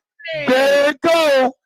All right, go ahead. I'm gonna allow you to speak after you said fuck me, but go ahead. Listen, everything that I just told you, I did the whole interview. All of those facts is on my page. Nigga, we're not finna relitigate that, nigga. This is the content. This police ass nigga done pulled out a badge again, and you on here fumbling the motherfucking bag, trying to flip the script and let them deflect from the topic at hand. Oh, man. You on, nigga? See, here's the real problem. These dudes out here are running content, trying to make a little money off the mess, but they don't even understand how serious this situation really is. CS2 back is not just some troll. He's really working as an informant for the feds. At the same time, he's doing the dirty work for Alan Grumblatt, moving on whatever agenda they hand him, even if it's against the community. People laugh and joke about it now, but it won't be funny once he has you booked. And Demon Time, let me speak directly to you. They were getting ready to run a play on you. Porky and Lucy tried to turn you into content. You might have dodged it that time. But ask yourself, how would it have gone down if you didn't? This isn't about petty beefs or YouTube clout. Badger blood that you have on your platform. Name is in Del Dog and Big U's paperwork. It's in indictments. And look at what happened with his partner, Adam 22. Nigga, is you crazy? Hey, Buzz Malone, South London team says, so if your little brother was on road, Wacky wouldn't be talking to a reckless about you for show. Gospel out. Nigga, listen, go watch that video when I run the paperwork about what type of nigga my little brother is. That nigga retarded. Nigga, I pray that nigga shut the fuck up because Booger go to parole board soon. Nigga, I don't want my little brother to come out here and fuck his off for this piece of shit. Nigga, I got this. Nigga, when I see him, I'ma stand on that. Little brother, you did 25 years already. You gave up the gang life. You went protective custody. I don't need that nigga coming out here. He'll hunt this bitch ass nigga down. I'm gonna show y'all a picture of my little brother after this. That nigga, man. This man's on tape, trying to get loose cannon to confess to the crimes he's being charged with, while he's on a federal phone call from jail, knowing the whole thing is being recorded. Don't listen to the hackers. Paying the ransom doesn't guarantee data decryption. They gave him a gang account. Oh, this on Scandalous shit. See, Scandalous shit on fire. Get your money then, my nigga. Get your chili, nigga. You know what I'm saying? But as far as this nigga talking about Booger and deflecting, that was to get away from that reality. All you got to do. Federal prison. All you got to do. Federal prison. Let me just hit you with a narrative. is that a lot of people think that, in particular Trap Lord Ross, they think that you saying that you were falling out with WACK over the fact that he reported on the cops raiding your house when you allegedly got swatted or whatever, they think that that was all a cover because you actually were mad at WACK for basically getting you caught up because you knew that you were going to get caught up as a result of some of the shit that WACK or that Big U and you did together. No, me and Big Useless didn't do anything. Me and Big Unisex never did not one thing together. So you robbed the weed and shop. Look at the Mountaineer. You robbed the weed shop. Are you? Look, this devil worshiper on here, nigga. This imp, this one of the devil's imp is on here trying to tell loose cannon. Mind you, he was interviewed by the feds. Y'all then forgot what the fuck is going on. Y'all thought we was gonna give immunity to this motherfucking Caucasoid nigga that's specifically trying to undermine and help lock young black brothers up that's too dumb, too thirsty, seeking clout. Thinking clout automatically mean a bad. Nigga, fuck clout. Nigga had hood clout. More credentials and street credibility than any of these niggas on the internet. Blood gang. Another level with this shit. Nigga, you think I give a fuck about somebody else knowing about me unless it makes me some money? That shit don't make me no money, nigga. I stay in my own motherfucking circle. Nigga, I don't like niggas. I don't have man crushes, nigga. You know what I'm saying? Nigga, I don't have wrestling buddies and all this weird ass shit these niggas do. Dick pulling other men, nigga. That's not what men do, bro. Men build with themselves, but let's get to the content. It's almost over. It's my nigga Scandalous. You extorted him, right? You robbed the weed shop, or you extorted him, right? No, never robbed no weed shop, Adam. You know that. And I will never let you guys forget that Adam did that. That's not entertainment. That's entrapment. Fact. And they're doing it together. Like some off-brand Miami Vice, Crockett, and Tubbs. Hey, I'm asking who that. You asking your questions, he asking his questions. There's a lot of content, Miss Hart. Hey, but listen, hey, did I not give you a chance to speak? Did you not speak it? And I did recall that Brick Baby did say he see the badge. So get your big 1-tooth having ass up and shut your ass up, nigga. Hey, but I'm just saying that was his response, and you couldn't hear him. So you got to understand you couldn't hear him. So I wanted you to be able to respond to that. But yeah, man. Look, real quick, you got CS2 back on your line? Yeah. WACK was just on here. Oh yeah. We not gonna. That nigga can never look me eye to eye on no live after he put my nigga Big U in jail. Help them motherfucking crackers. Fuck that rat ass nigga. What? Blood gonna walk when I beat that nigga. Tell Blood pull up in the set or something, nigga. What? Ass nigga. That nigga can't breathe the same air I breathe, nigga. That nigga's a rat, nigga. But are you from Rolling 60s? Nigga, I'm from LA Brim, FHN, nigga. But so why are you in the Rolling 60s business? Listen, my nigga, I got Active Chucks Entertainment. I fuck with real niggas, real Crips, real Bloods, and Big U happen to be a leader amongst the community, not just the Crenshaw community, a pillar in Los Angeles. Help my road dog son make it to college. Help these kids, girls not jump on stripper poles. Okay.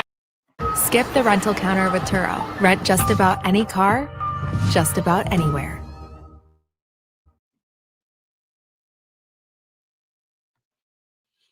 Hey, Mike B, that's what WACK would have wanted, bro. See, that's when it goes somewhere else. I done already flamed up him not doing nothing when his brother got chipped, right?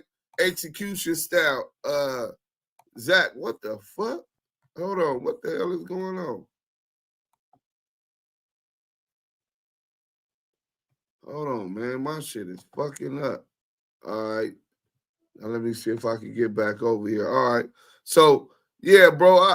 If I would have said, nigga, Your brother got chipped and you didn't even go put the work in. You got caught with some guns on purpose because you were scared to go do something. Now to help them deflect, you got to stay on the trail with that nigga, bro. Fuck what he talking about. He's trying to control the narrative. I never allowed him to do that, nigga. Nigga, we on your helmet, nigga. Nigga, we on your ass like back pockets, nigga. You gotta lock like a terrier, nigga. That nigga is gonna deflect. That's exactly what he wanted a nigga to do, to talk about booger, to talk about anything else other than what he's supposed to be talking about. And while he talking about weak jeans, hold on. Let's go here real quick, right? I want y'all to tell me what the hell is wrong with this picture, right? Hold on. I want y'all to tell me what is wrong with this picture. Please tell me what's wrong with these pictures. So you want to talk about some weak CS2 back, a.k.a. CS2 badge, nigga? You know what I'm saying? Let's talk about your weak ass seed, nigga. Nigga, you got a daughter and a half, nigga. You ain't even got a whole son, nigga. You got a daughter and a half a daughter, nigga. Nigga, that nigga ain't no that nigga's a boy. That's a man.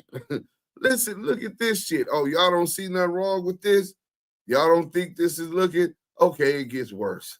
Let's get to it. Let's get to it. Hold on. Oh, that's him and Kim. Look. Look at CS2 back with that police smile. That nigga really got a police smile. Okay, Kim, I see you.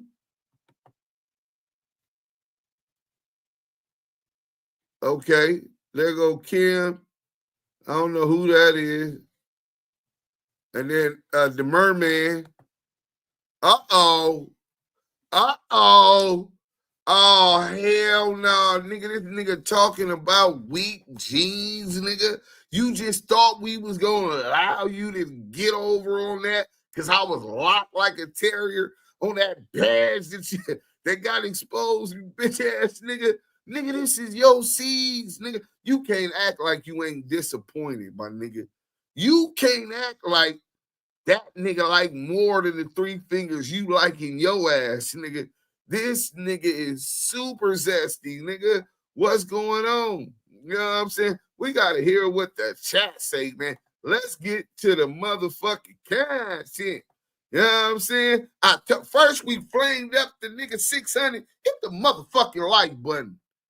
Share this live. First, we flamed up the Crip Cop, Christopher Fuck Boys. It's no longer Christopher Love Boys. It's Christopher Fuck Boys. Because he's a fuck nigga. You know what I'm saying? Then we get on CS2 back and his merman of a son, nigga. Y'all really think that this was a successful parenthood, nigga?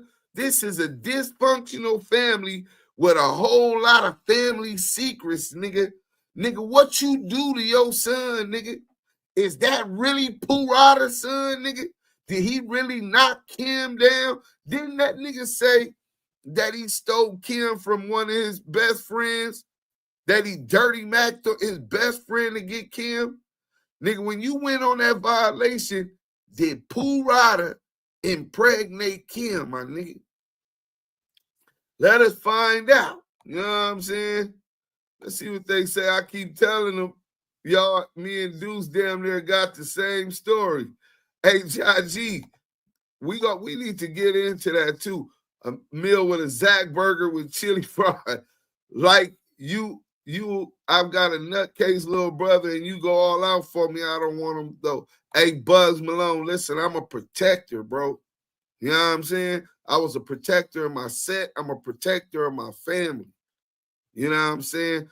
I'm a protector of my loved ones. I don't got to hang with a bunch of niggas or a bunch of gangsters. I'm the gangster, nigga. I don't need warriors around me. I'm a warrior, bro. Prove it. I've been through the trials and tribulations, nigga, at the highest level, whether it was juvenile hall, to level 4 yards to USP federal penitentiaries to the level 5 yard in the concrete jungles of South Central Los Angeles. And nigga, I can tell you this much, my son like pussy. Shout out to Lamonte Jr., nigga. You know what I'm saying? My son is not, hey man, so this nigga don't look like something you see on Santa Monica Boulevard, nigga. Tell me you couldn't see this nigga. Wait, Luce just dismissed Big U's case with that statement.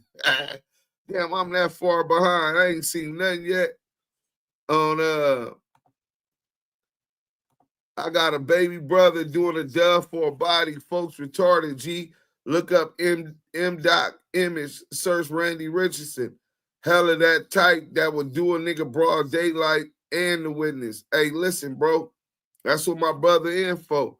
Broad daylight a nigga, bro. You know what I'm saying? In front of about 7, 8 homies on the block. You know what I'm saying? That nigga be playing them games, man. I don't want that for my brother. He ain't got nothing to prove to that nigga. My brother retarded, he'll try to prove something. You know what I'm saying? And really it's loyalty too. That nigga love his big brother. We fought like cats and dogs every day growing up. Monty and Booger, every day we beating up somebody or me and him fighting. You know what I'm saying? So the babysitters wouldn't even watch us no more, nigga. My mom started paying double. And then after that, they took the money and then they were like, nah, fuck that. We ain't keeping them, period, nigga. So anyway, we'll get, I got to show y'all a picture of Booger. But yeah, man, this is what's going on, man. Y'all telling me this looks or appears that it was a successful fatherhood, nigga. You did this, Deuce. I don't like Demon, but you went in on him too hard, dude. Oh, yeah, I'm going to do that. I'm going to call a nigga on this bullshit, but you know what's crazy? Stand on business, sir. Yeah, nigga, look at my nigga Big U in jail right now because this nigga done assisted and these people in investigation. Nigga, I can't be on stage with you on the phone talking to you. None of that shit. You right, Deuce. He trying to evade the conversation. Yeah, that scary motherfucker didn't ask CS2 why he was in 60 business, though. Straight dick sucker. Selena, hi, my lassie. You having a decent week, love? Oh, hold on. Let me get to this 5-pound super chat from Tartan Mystic. Shout out to Tartan Mystic. Sorry I'm late. Was caught up here, but better late than never. Hoping you're catching your blessings this week. Thumbs up, peace, prayers. Well, prayers to you and your family. I hope everything's well across the pond. You know what I'm saying? Everything donated to the Damu Kiwe conversation is appreciated. You know what I'm saying? So let me get back up here because I don't want to miss some of these comments before we get back to the content. Let me see. And then I heard the wrist grinder got wrapped his bussy all around trail. Man, I'm telling you, that back on Fig shit turned into the black no jumper, nigga. That part, what grown-ass men is wrestling and letting men wrap their balls on the back of their neck. Nigga, this shit. Nigga, if you play with me, put your hand, horseplay with me, nigga, I'ma blow your motherfucking top off, nigga. Don't size me up. Big U was doing all the shit CS2 wouldn't and couldn't. Yeah, that's a fact. Took flight. You did, okay, this is where we was at. Hey, twist by me, stand on business, sir. You right, Deuce, he trying to evade. All right, here we go. Boom. Cash Jones, the big butt badge bearing blood. This nigga LA shot caller is the coldest, bro. That nigga said Cash Jones, the big butt badge bearing blood. That nigga getting put off. That nigga ain't no motherfucking blood, but that was hilarious. You don't have a bad temper. You have a warrior's temper. Hey, thank you, Nubian Queen Raider. I really appreciate that. Hey, either way, that shit will have a nigga in jail quick. What Selena say? Hey, Tartan, it's going well. Holiday weekend. Yeah, it's holiday weekend. Boom, Steffi Weffy. What is y'all saying? That's a mermaid. He got a Magic Johnson son, EJ, nigga. It's My Nation Day Friday. Salute to everyone who ride under the folk nation. Sevenfold to the world, blow. Hey, salute to the folks, man. I hope y'all enjoy y'all day. Stay free out here, man. Police smile. I don't know, but Kim is so pretty now. She was pretty then.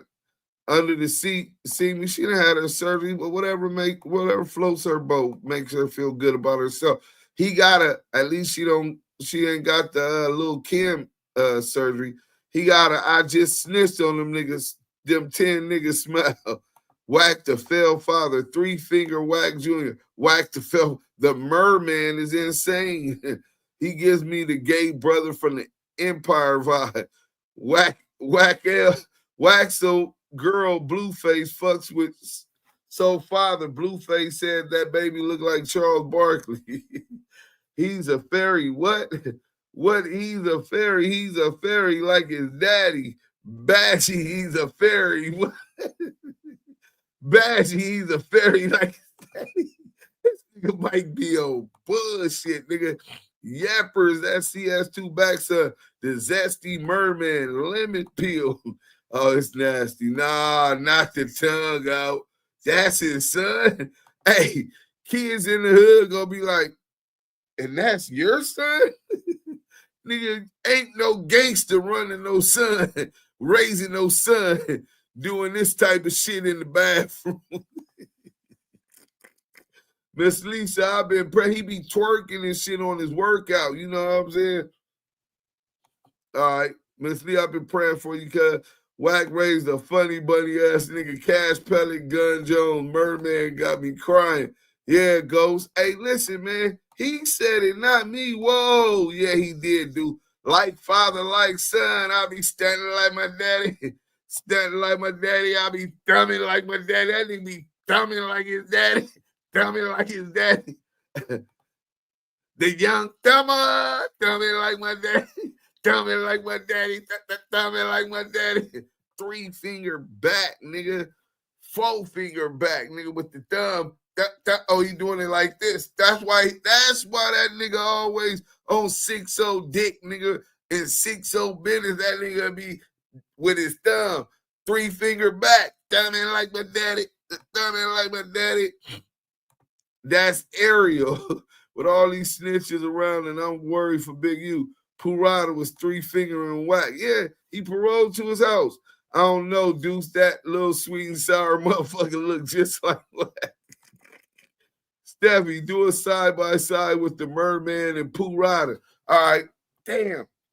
Somebody go get the picture. Go get the picture of Purata and go get the picture of Purata and somebody put it together. Let me send this picture to the chat because somebody in the Damu Kiwe conversation chat that knows how to edit, put this picture, go get the picture of Whack homeboy Purata and put it with this picture right here. We're gonna do a Maury today, nigga. You know what I'm saying? Hit that like button. Baby dig, that's my show. Hey, look, we got some more content. If this was the 90s, Whack would have been got stomped out. That nigga run fast, man. Niggas ain't got at that nigga. He done got socked. Oh, yeah, what's the name? Socked the nigga. Well, first, Whack did fire on him. Out of all the stories I've heard, Whack did fire on him first. And the nigga just took it and acted like he was cool. He wasn't tripping, but he rocked the nigga to sleep. Then he fired that nigga Whack shit up. And Whack just ate that shit. But look, we on these bitch-ass niggas today. You know what I'm saying? Let's go to the nah, fuck that. It ain't even about that. We got more important shit to talk about, man. Fuck the Crip Cop. We already flamed him. CS2 back in what's called. We will be showing the dad. Boom. Purata face to face with his son. You know what I'm saying? As soon as they put it together and put it in the chat. But until then, Free Big U in the chat. Free Big U in the chat. And I need y'all to get it. Just Byron Blake, man. I thought this was some great content. Brother really seemed like he got a pretty good understanding of the law. You know what I'm saying? Big U paperwork lied to the grand jury, which is a motion to get the indictment dropped, because that's how the indictment was passed. But I know y'all don't know law, but I want y'all to understand that part. Nigga, they want to take this man down. Is Big U gonna beat the RICO and get some minor shit like Diddy did, 51 months and some bullshit? They just be putting these extra charges on brothers in the federal courts, RICO, and say that they're a threat to society so that they can't have the right to a bail. And then niggas is beating it, bro. These assistant U.S. attorneys are out of fucking control, bro. They're targeting black people. If a nigga doing what he doing, he know what's coming up. But all this extra shit these pigs is doing, this is crazy, bro. They gonna take care of any leadership or people in a position of power so that they can control it. Let's get to the content, man. Byron Blake, let's go. Today we will be discussing a highly publicized but seemingly less popular case, and that is the case of Eugene Henley, aka Big U. For the past few months, I have been following this case, and what I've uncovered is that the government may not exactly be playing by the rules. A prime example of that type of activity is what we witnessed here recently in the Lil Durk case, where we found out that evidence that was presented to the grand jury was false. It was actually a fan-made video that they presented as an actual production made by Lil Durk, incriminating himself in this murder for hire plot. While some may look at this as just a typo type of error, I can assure you that presenting a case to the grand jury that involves the presentation of false evidence is no small thing. The time and preparation that goes into not only presenting your case to the grand jury, but subpoenaing witnesses and all of those different things make this a very tedious process. And so making a mistake like that demonstrates that you have not thoroughly done your research, which should be required when you are attempting to prosecute somebody. But it also displays that the government may not be as confident in their case as they appear to be. They may not be as sure about things as they appear to be, which is why they are including all of this frivolous information. Now, that leads me to the purpose of this video and what we are going to talk about today. There are some things in the Big U indictment that contradict themselves. Some of the crimes that he is being accused of committing are directly contradicted by the evidence that they are presenting to the grand jury to get him charged with these crimes. So today we're going to break down just one portion of the indictment. We're not going to go over the whole indictment. I will eventually break down every charge piece by piece, but today we are going to start here with No Jumper and Loose Cannon. Dave's field communications are all over the place. Connecting's team management app puts it all in one place. Free Big U in Let's the get chat. to it. Now, if you're watching this, I'm assuming that you know the story of Loose Cannon, WACK100, and the No Jumper interview. If you don't, I'll give you a short recap. This guy in the jersey, Loose Cannon, did the interview with WACK100 on No Jumper. Salute. In this interview, he said a ton of incriminating things. But some of the standout things that he said was that Big U may have allegedly been involved in the death of Nipsey Hussle. He also discussed a robbery in which Big U allegedly gave back half of the proceeds to the robbery victim. As he details this story, there are conflicting statements that I think the government intentionally overlooked to help build a case. And this is what leads me to believe that this case may not be as open and shut as many people would like to think. Now, obviously, this interview was of some importance because they actually included it in the indictment. It's not just a piece of evidence, it's included in the actual indictment, which means that this information was presented to the grand jury. What I'm going to do is read the information as it was presented in the indictment and probably presented to the grand jury. And then I'm going to play the actual clip and we can focus on what was actually said so y'all can see how this evidence, quote unquote, was manipulated in its presentation to fit the narrative. Now, according to this indictment, specifically when it comes to this Hobbs Act robbery and racketeering activity that Loose Cannon claims to be involved in, it says that according to witnesses, including victim 1, and corroborated repeatedly by the wiretap and recorded meetings with Big U Enterprise members, the Big U Enterprise sets up and executes robberies throughout Los Angeles. Normally, Henley provides the target and location while the robbery is committed by the Big U Enterprise or at the Big U Enterprise's direction using the Rolling 60s or other associates. The Big U Enterprise, as well as the individuals who personally commit the robberies, will take a cut and then often sell the robbery proceeds or give the robbery proceeds back to a victim as a power grab and to instill fear of future robberies or violence. So what they are basically saying here is that Big U is being accused of sending out a team of robbers to rob specific businesses. And if it happens to be a business that he feels like he could benefit from partnering with, he will give the proceeds from the robberies back to the business.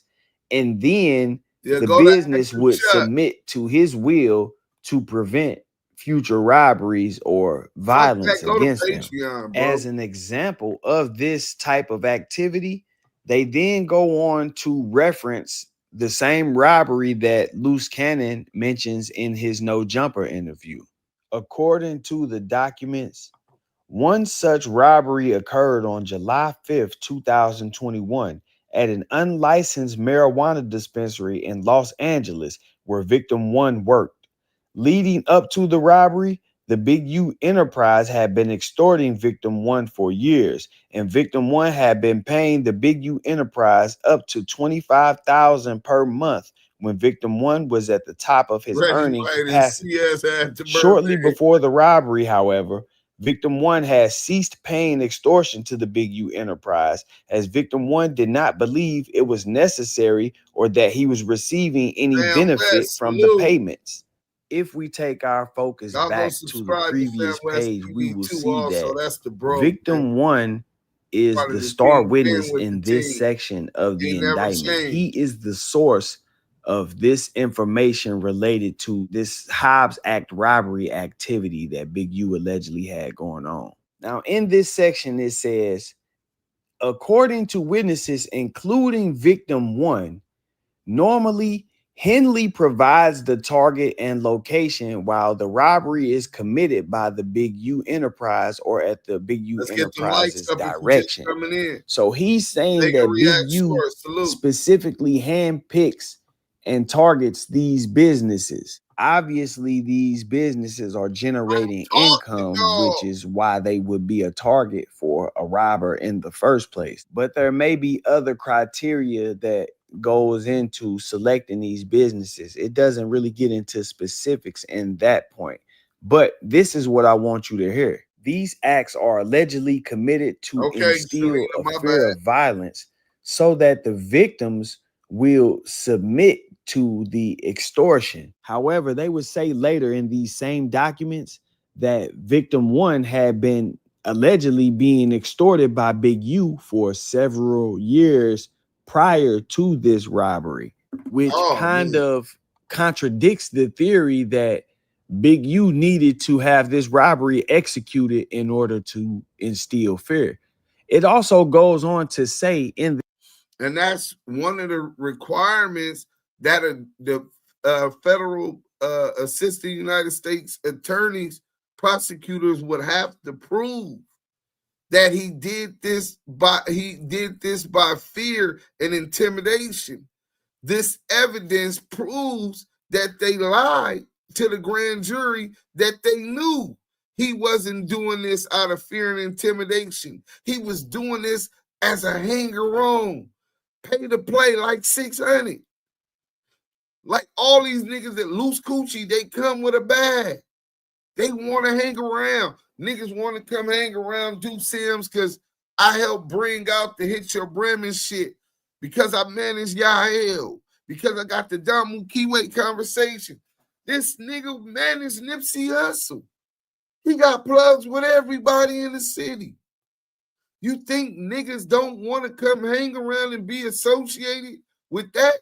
Nigga, you got gangbang groupies, just like Longtail Dale the Rat. Look at Soulja Boy, Chris Brown, even a little white boy out of Utah now. You think that niggas didn't want to be around it? They want the clout. They want to be seen and on YouTube and Instagram. So niggas start paying like this. But what the courts, I don't know, and I'm quite sure Big U and them is gonna bring evidence. This nigga was renting out Big U a house. The nigga Dale. And then he said he owed him money. And he paid, Loose Cannon said, well, didn't you owe Big U $100,000 money? He said, I ain't never owed him that much. I owed him 40 or 50 some shit, and I paid that. I owed 30, I paid that. And he got to listening to the shit that he owed Big U from business. This nigga's a bad paymaster. Why is you steadily in debt? Because this nigga throwing you money because you flipping it at the dispensary. Nigga, you in debt. This ain't extortion. I'm pressing you. If I'm pressing you, because you owe me money, nigga. It didn't take that long for me to give you that motherfucking money. Hold on. We gonna start the chat, right? I gotta start a new poll. Let me start the poll now, right? Because I need to start the poll now because I need y'all to tell me which one of these. All right, so the last poll, will Big U beat the Rico like Diddy? They got 56% believe that yeah, Big U will beat the Rico like Diddy. 44% don't believe it, and I get it. We don't believe in the justice system and true justice anyway. You know what I'm saying? They want that man. Y'all feel like they go railroad him. But stay active in the chat. You know what I'm saying? I'm finna make a new one. Who's the daddy? This is a game of Maury Povich. Who is the merman's daddy? Hey. So you got CS2 back, WACK BadgeGate. All right, so you got CS2 back, WACK BadgeGate. You got Pooh Rada, rest in peace. And you got some random nigga that's Bash Kim Gutsy, and that thing looks so good. Let's go. We gonna start the poll. Y'all gotta let me know who is the merman's daddy. We finna show the picture. That's why I stopped the content. I want y'all to hit that like button, man. We gonna have some fun. We only got about like 30 minutes left. I'm giving y'all the content. The least y'all can do is share. Hit that like button on your way in. And we finna get to this. Oh, nasty work. Nasty work. Bam.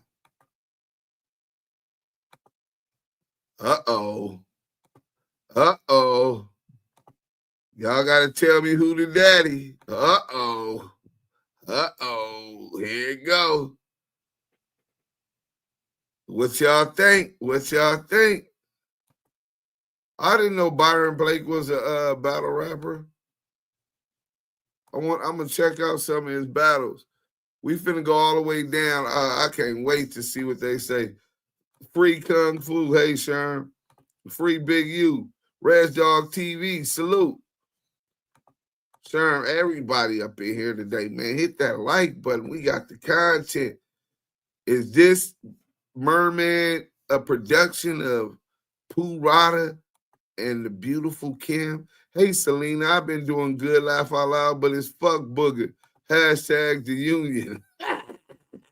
Hey, Booger, I told y'all me and Booger beefing with the union again. The nigga Shortstop in the Field podcast.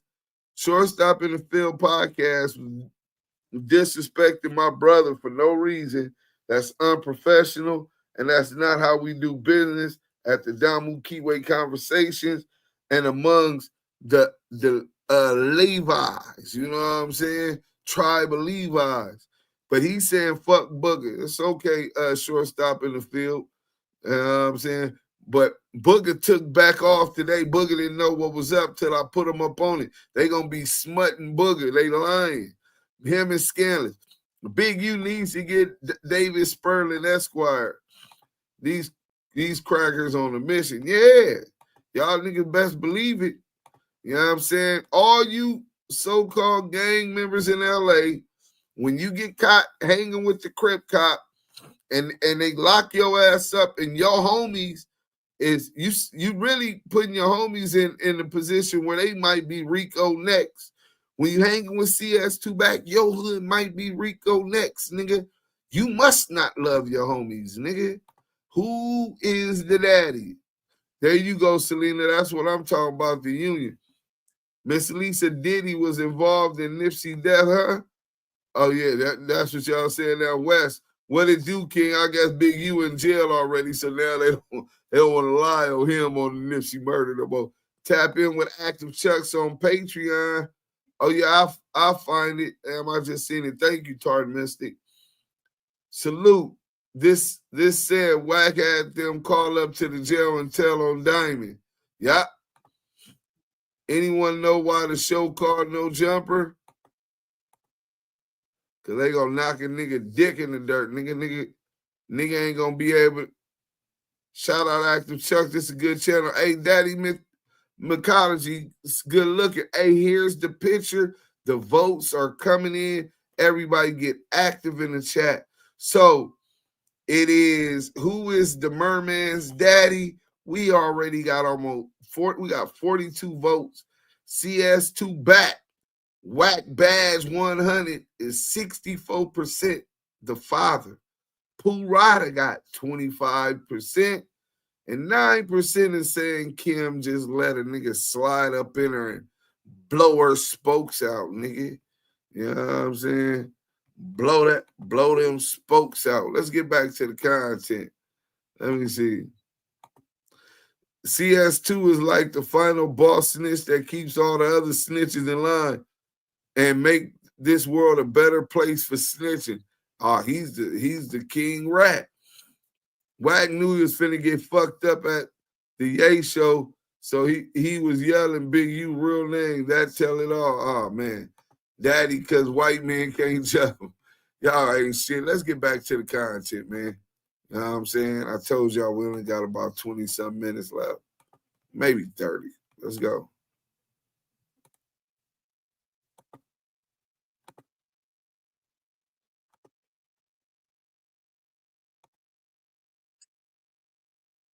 Shortly before this robbery, victim 1 had ceased paying extortion to Big U, as victim 1 did not believe it was necessary or that he was receiving any benefit from the payments.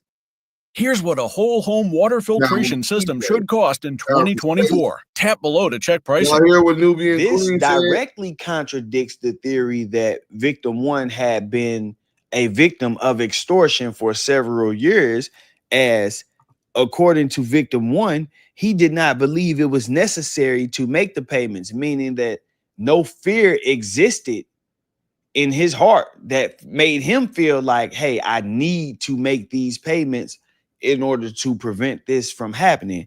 Also, victim 1 stated that he was not receiving any benefit from the payments, meaning that these payments were likely made because he expected some type of benefit in return and not because he was afraid of Big U or to prevent Big U from harming him. A person who is afraid will recognize. Man, I'm telling y'all, that nigga wasn't afraid of Big U, nigga. He owed Big U the money, nigga. CS2 back told Longtail Delta Rat to tell them feds Big U was extorting him because he was scared because that nigga owed Big U that money, not because Big U was extorting him. And that's what the nigga went and told the feds, nigga. Whack, line Big U up, nigga. I'm telling you. The fact that they aren't being targeted for harm or threats as a benefit if they are being extorted by someone. So if this guy is saying, hey, I'm not receiving any benefit from paying these people, it's because he is expecting something and not because he feels like these payments are necessary to keep him alive or safe. So I believe that the government presented this whole theory of him being a victim of extortion for years prior to establish and justify the fact that this guy had a relationship with Big U prior to coming in and making these claims of being extorted. That way they can use all of the knowledge he has from previous encounters and put it in front of a jury and grand jury to paint Big U in a certain light without making him also a party to whatever it is they are accusing Big U of doing. Bolstering his credibility by removing him from the position of a potential partner and somebody else who may have been involved in illegal activities and placing him in the victim bracket. By making him a victim, they automatically, bolster his credibility in the eyes of the jury. It's like, okay, Big U is accused of a crime and we have a victim here who is actually testifying. That sounds a lot better to the ears of a juror as opposed to saying, yeah, this guy was running a drug operation and, he was trying to be down with Big U and paying monthly. And then eventually he got into some trouble and decided that he wanted to cooperate with us. The jury will hear that and automatically be like, man, we probably shouldn't listen to this dude either. Now, I know some of y'all wondering, man, how did you get all the way from there to there? Well, just hear me out for a second. As I previously mentioned in this document, it says that victim 1 stated that he did not continue his payments because he didn't feel like the payments were necessary. So there was no fear. There was no reason he needed to make these payments. And he did not see a benefit in making these payments. He wasn't receiving any benefits. Now, let's not overlook the fact. We got to keep it real. We got to be honest. I know some of y'all don't like Big U for whatever reason, but let's be honest here. A lot of people from different places, not just in America, but all over the world, travel to the 60s to, go sit around these guys and just want to feel like they are in the hood and around the hood. This is a legendary neighborhood. It's been the backdrop for a lot of movies, and it's almost like a tourist spot. So a lot of guys who want to seem like they really from the hood, they go out here and, they try to fit in. They hang around these guys and they bring money to give people. They bring gifts to give people. They buy these guys cars or they bring these nice cars out here and let them drive them around. these are all things that people do for publicity to fit in, and they call it clout chasing these days in 2025. But it's common for people to pop up. We see it all the time with these guys popping up in O Block. They just randomly go out there, and since they want to go out there, they pop up and they give these guys money and stuff to make sure they straight and all that. That's not extortion. That's like paying for an appearance, because most times they film the situation. Discover your new Kia right now at Metro Kia of Madison. Once they Come lease a film it, they want to 2026 go Kia to the EV. Nipsey Hustle. You know, so it's not necessarily extortion. If I am for IG, a personality, if I am popular, if I am a viral sensation, and somebody want to film me for a 10-second Snapchat, if I want to charge $25,000, $30,000 for that, then so be it. That's my price. Take it or leave it. He's free to do that.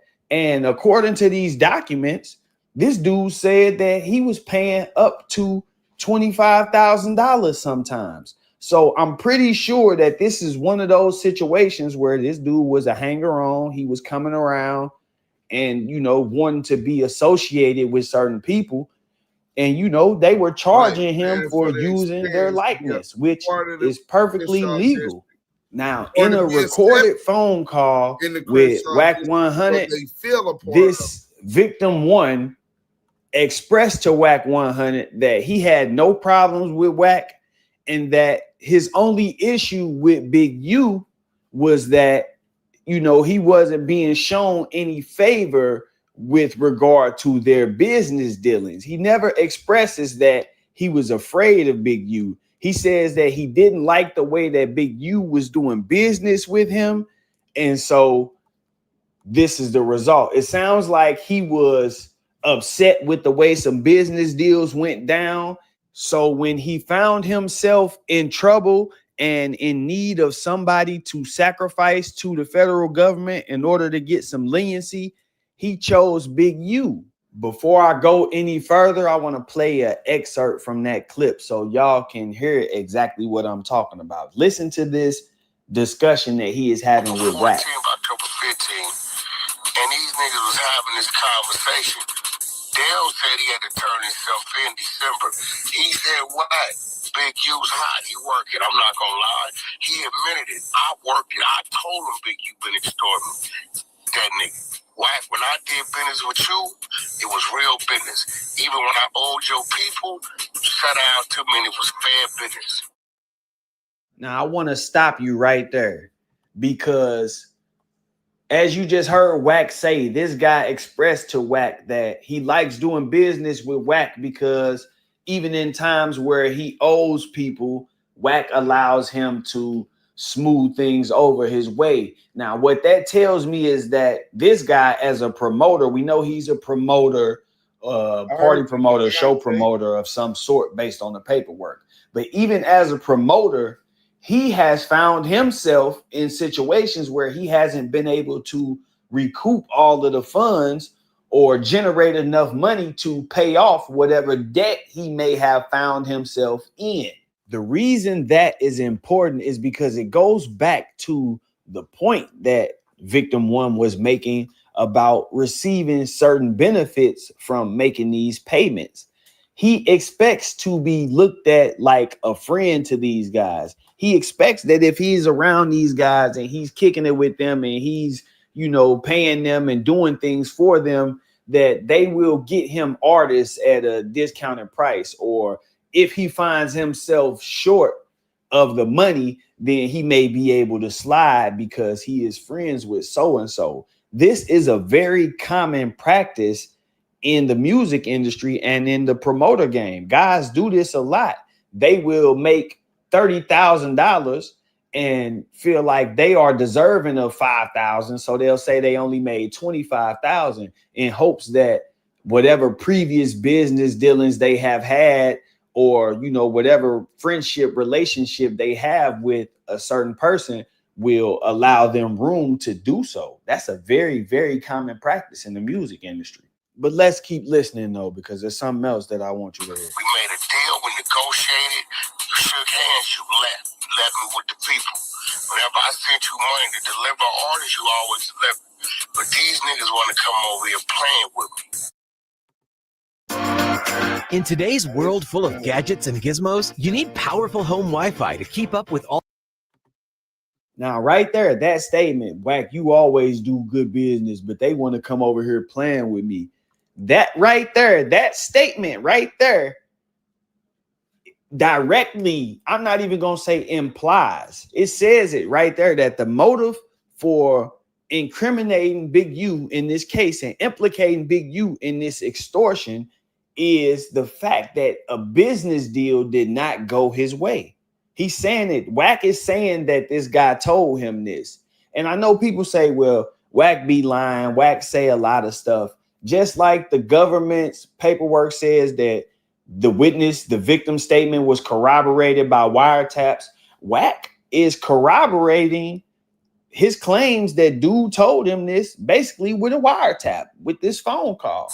Just listen. And then him and Luz got to talking about whatever they was talking about. Thinking about it is like, yeah, this is going to turn out dumb because they was just on my phone in October and Dale and Luz Cannon was wide open with their conversation. Nigga know the whole timeline, nigga. Yeah, now I see it. Like, I'll be like, fuck.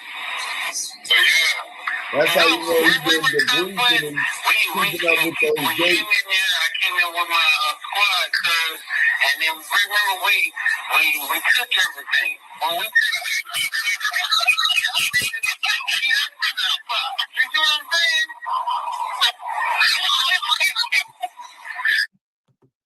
Now, I stopped you right here because what you are listening to, what you just heard, was Loose Cannon on the phone with Victim 1 and WACK100. And he's talking to Victim 1 and saying, remember when I came in there with my squad and we took everything? And Victim 1 is laughing with him. Again, this directly contradicts the theory that Victim 1 was a victim of some sort of extortion or that he was afraid of these guys, you know, that he felt like he needed to pay these guys to stop them from harming him or committing crimes against him. He's literally on the phone with this guy laughing about the situation. But let's keep going.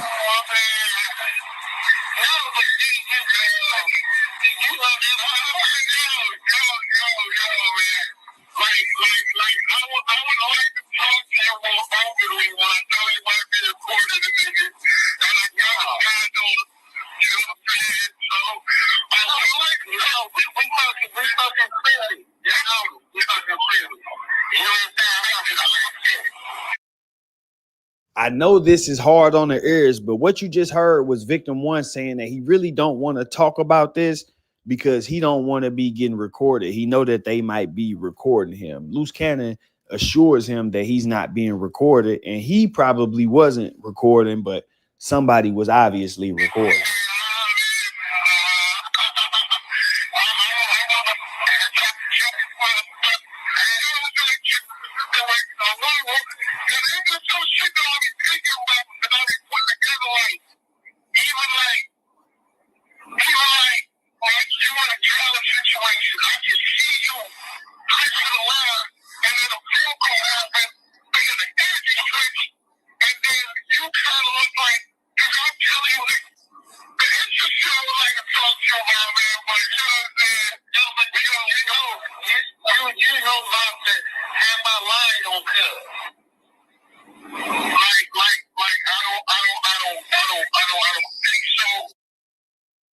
Now, this is where I feel like this conversation really exonerates Big U. I don't think that this conversation will be presented in trial, if it is presented in trial, without making the jury see that this was all a plot from the beginning, in my opinion.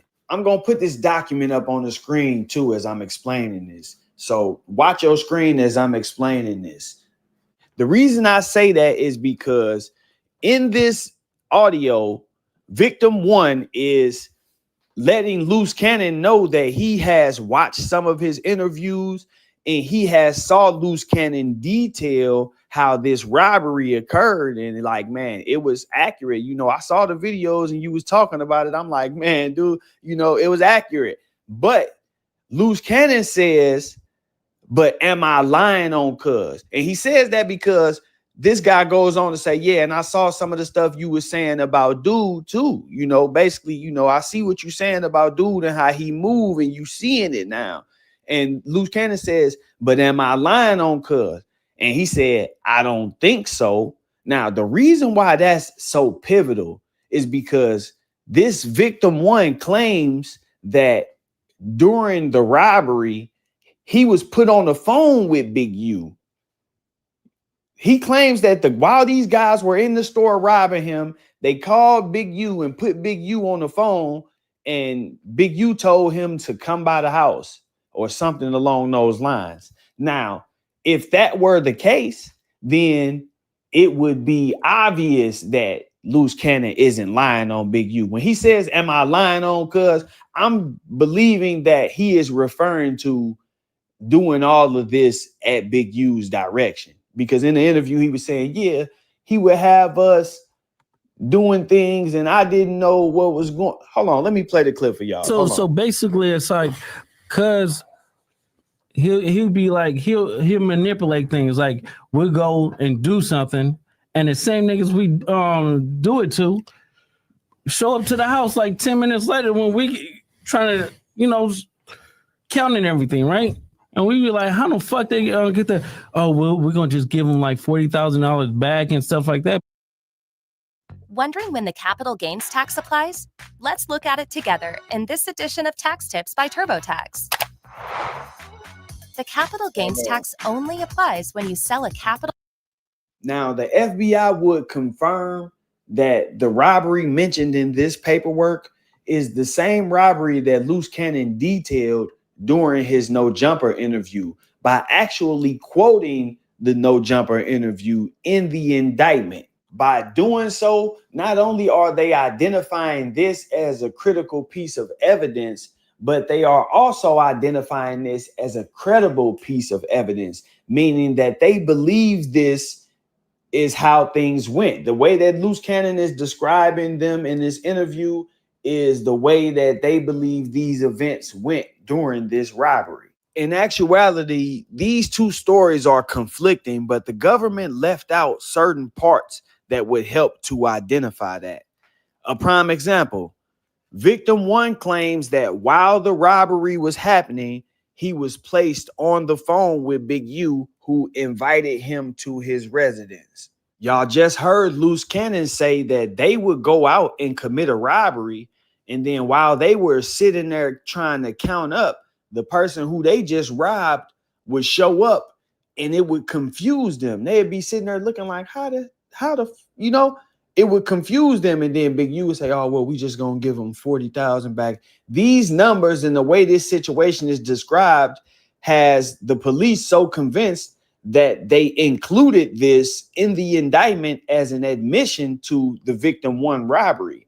However, Loose Cannon is saying that they were surprised by the fact that the victim showed up to the residence, which directly contradicts the claim that they put the victim on the phone with Big U during the robbery. If they put him on the phone with Big U during the robbery and Big U invited him to the residence, why would they be surprised that he showed up? Loose Cannon goes on to detail this during a No Jumper interview. And now this dude is on the phone with Loose Cannon saying, hey, I saw your No Jumper interview. I heard what you were saying, man. You know, you opened up your eyes and all of this other stuff. And Loose Cannon is like, right. I did say that now. Am I lying on cuz though? Am I lying?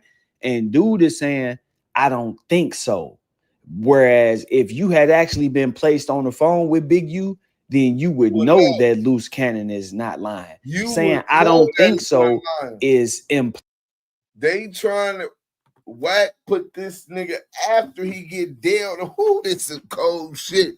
This is nasty work. So after WACK get Dale to tell the feds that Big U was extorting them, then he get Dale to tell him that Big U was the one that robbed his dispensary.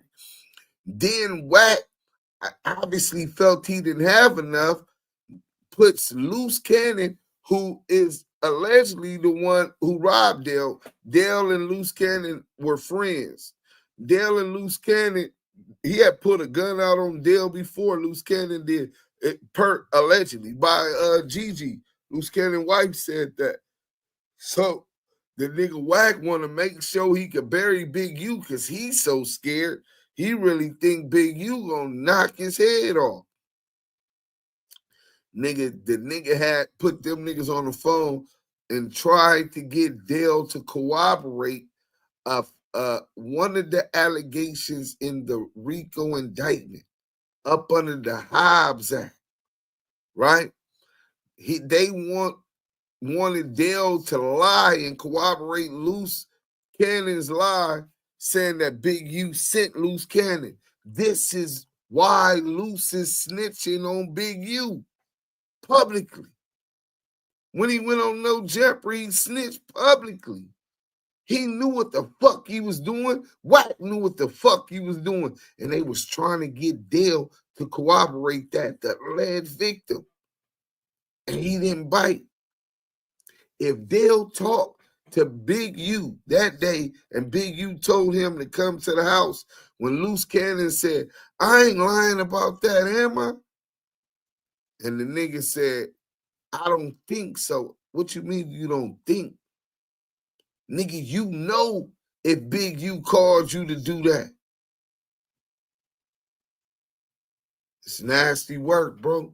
These niggas, this is how these niggas bury a nigga in the penitentiary that they scared of. You know what I'm saying? Let's go. Implying that you are not sure that Big U was even involved in whatever happened. You just blaming it on Big U because you upset about the past business dealings.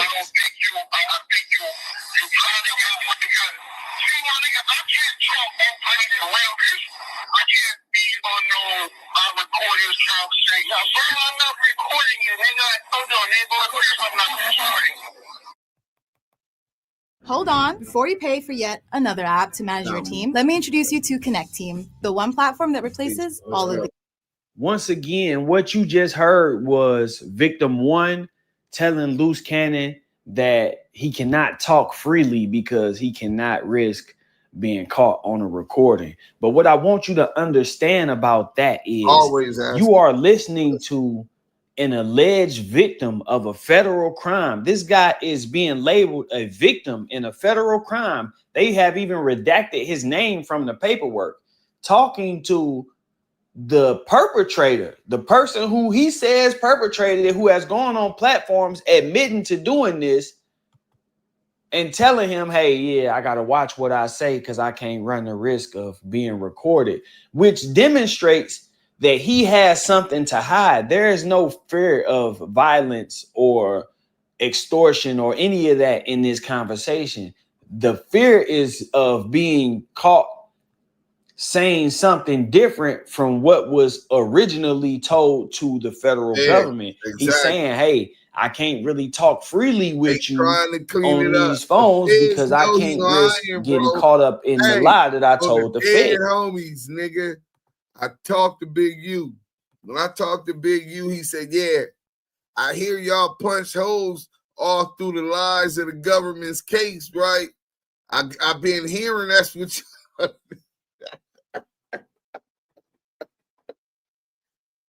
So the fans is listening to the Damu Kiwe conversation, right? Probably investigate. They probably mad. This nigga live in Madison, Wisconsin. He go to work. He runs his content. Him and Maria doing nasty shit all night. You know what I'm saying? I know they tired. That nigga won't break a crayon in a preschool riot, nigga, unless he sees CS2 back. But other than that, that nigga is a law-abiding citizen, nigga. They can't get me, so they bored. So they listening to us talk, the Damu Kiwe conversations, you know what I'm saying, doing what we do, the war against the union, you know what I'm saying? Getting the content together, organizing, networking with each other, and doing what the fuck we do. Nigga, we been putting this content out. They don't believe Loose Coochie ass. They know he lying. And so that's why they put his ass in jail, because and put him in jail with Big U, because he been working off this other shit. Now they done filed this case and got Big U up in this motherfucker, and they know he lying. Nigga, a good lawyer is going to be able to fuck that prosecutor whole case over, because it's kind of like you could argue fruits of a poisonous tree, that because they presented flawed and intention, the prosecution intentionally submitted false information they knew to be false to the grand jury who passed an indictment, which make the indictment illegitimate, the process illegitimate, fruits of a poisonous tree. If the nigga, do you know how a prosecutor gonna look, nigga, in that court when they get a jury, just like the Diddy case? And they gonna be able to see through all of the lies. Okay, this nigga might not have been an angel, but come on, y'all niggas is trying to knock another leader, a melanated leader, up out the way.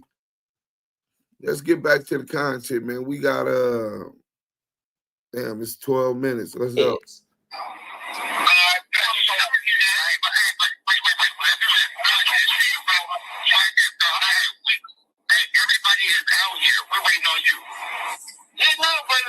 Everybody out there, but what I'm trying to tell you is, like, I'm not heartbreaking or anything like that. You good with me. You get what I'm saying? I'm not going to do that. That's what I'm going to get to. You get what I'm saying? On TikTok, but you have to understand, like, bro, the situation I had, and I did say to you. I don't know. That's a good question. And you know that. Yeah, he's fucking up their case. Bunch of malarkey. That's not how you spell malarkey, my nigga. I'm sure it's spelled like this, Luke. I'm finna check though.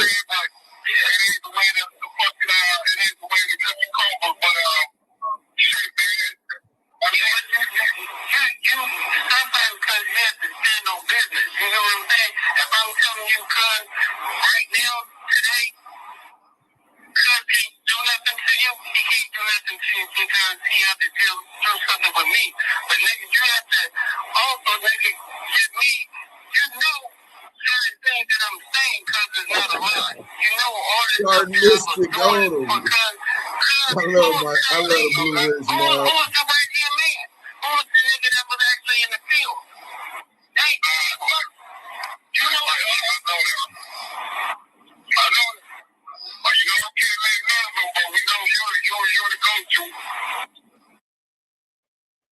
Here's what a whole home water filtration system costs, including installation. Tap below to check. Now, what we all just heard. People comment on Instagram, and I didn't give them no love. I got to give some of these comments replies, man. Salute to everybody that was on IG. You got Drain the Otheo, Richmond, Cali in the house. You got 411 Media TV, salute. You got Millie Hustle laughing. OTH Don 114 said, what's bracking? That nigga Wack was on live with a police badge in his wallet, man. Juice Usama said, Sue Woo. You know what I'm saying? Smooth G24, Wack the rat. Yeah, that's nasty work. Robin Hoodshire said, Wack the police. Them niggas informants. Shout out to Robin Hoodshire. Infamous MFG 36 said, yeah, they are part of the hip hop task force that's funded and ran by the government feds. Yeah. Them niggas speak on wax. That's police shit. Free Eugene. You know what I'm saying? Salute Robin Hoodshire, man. Salute to infamous MFG 36 and everybody else that was watching on Instagram. Let's finish this content, man. Heard was WACK100 claimed that this Victim 1 contacted him and told him, hey, Wack, I don't have a problem with you. You good with me. Our business was always straight. But I got down on dude because he was doing bad business with me. He was doing some business deals that I didn't like. To corroborate that, Wack offered up this recording of himself and Victim 1 on the phone with Loose Cannon, which I'm sure that the government would be able to listen to this recording and confirm who the parties are. As far as this robbery goes, there is no solid evidence against Big U. Everything is according to Victim 1, who has clearly demonstrated that he has a motive for falsely accusing Big U by telling WACK100 that he was upset with the way that Big U was doing business with him as far as bookings and promotion. He's also clearly demonstrated that he is not a credible witness at all. How are you expecting to go to trial and be presented as a victim when you are on the phone with the perpetrators after the crime, the same people who you accused, and you are on the phone laughing and, you know, basically saying, hey, I got to watch what I say because I don't want to get caught on no recording. Damn, nigga. I didn't even think about that, bro. That DA, they're gonna laugh at you. Nigga, you gonna have to prove to the jury that this Chomo pimp nigga who got caught OT, scumbag ass pimp nigga, got caught OT, moving work OT, and started snitching, brings y'all information saying that Big U was extorting him but really he owed Big U money. If he was the victim of being extorted and being robbed, then why is he feel comfortable on the phone with Loose Coochie Ashley if that's who robbed him? This, hey, bro, this is what you call reasonable doubt, nigga. Big U gonna get acquitted off this shit. There's no way a jury ain't gonna be able to see the truth. Let's go, man. That's damaging to your credibility. In fact, I'm convinced that you lied on Big U after that, to be honest. But we also heard him bolster Loose Cannon's credibility by identifying Loose Cannon as the right-hand man during that conversation. Y'all heard him say Loose Cannon was the go-to. Anything that Big U wanted done, Loose Cannon was the go-to. Y'all heard him say that.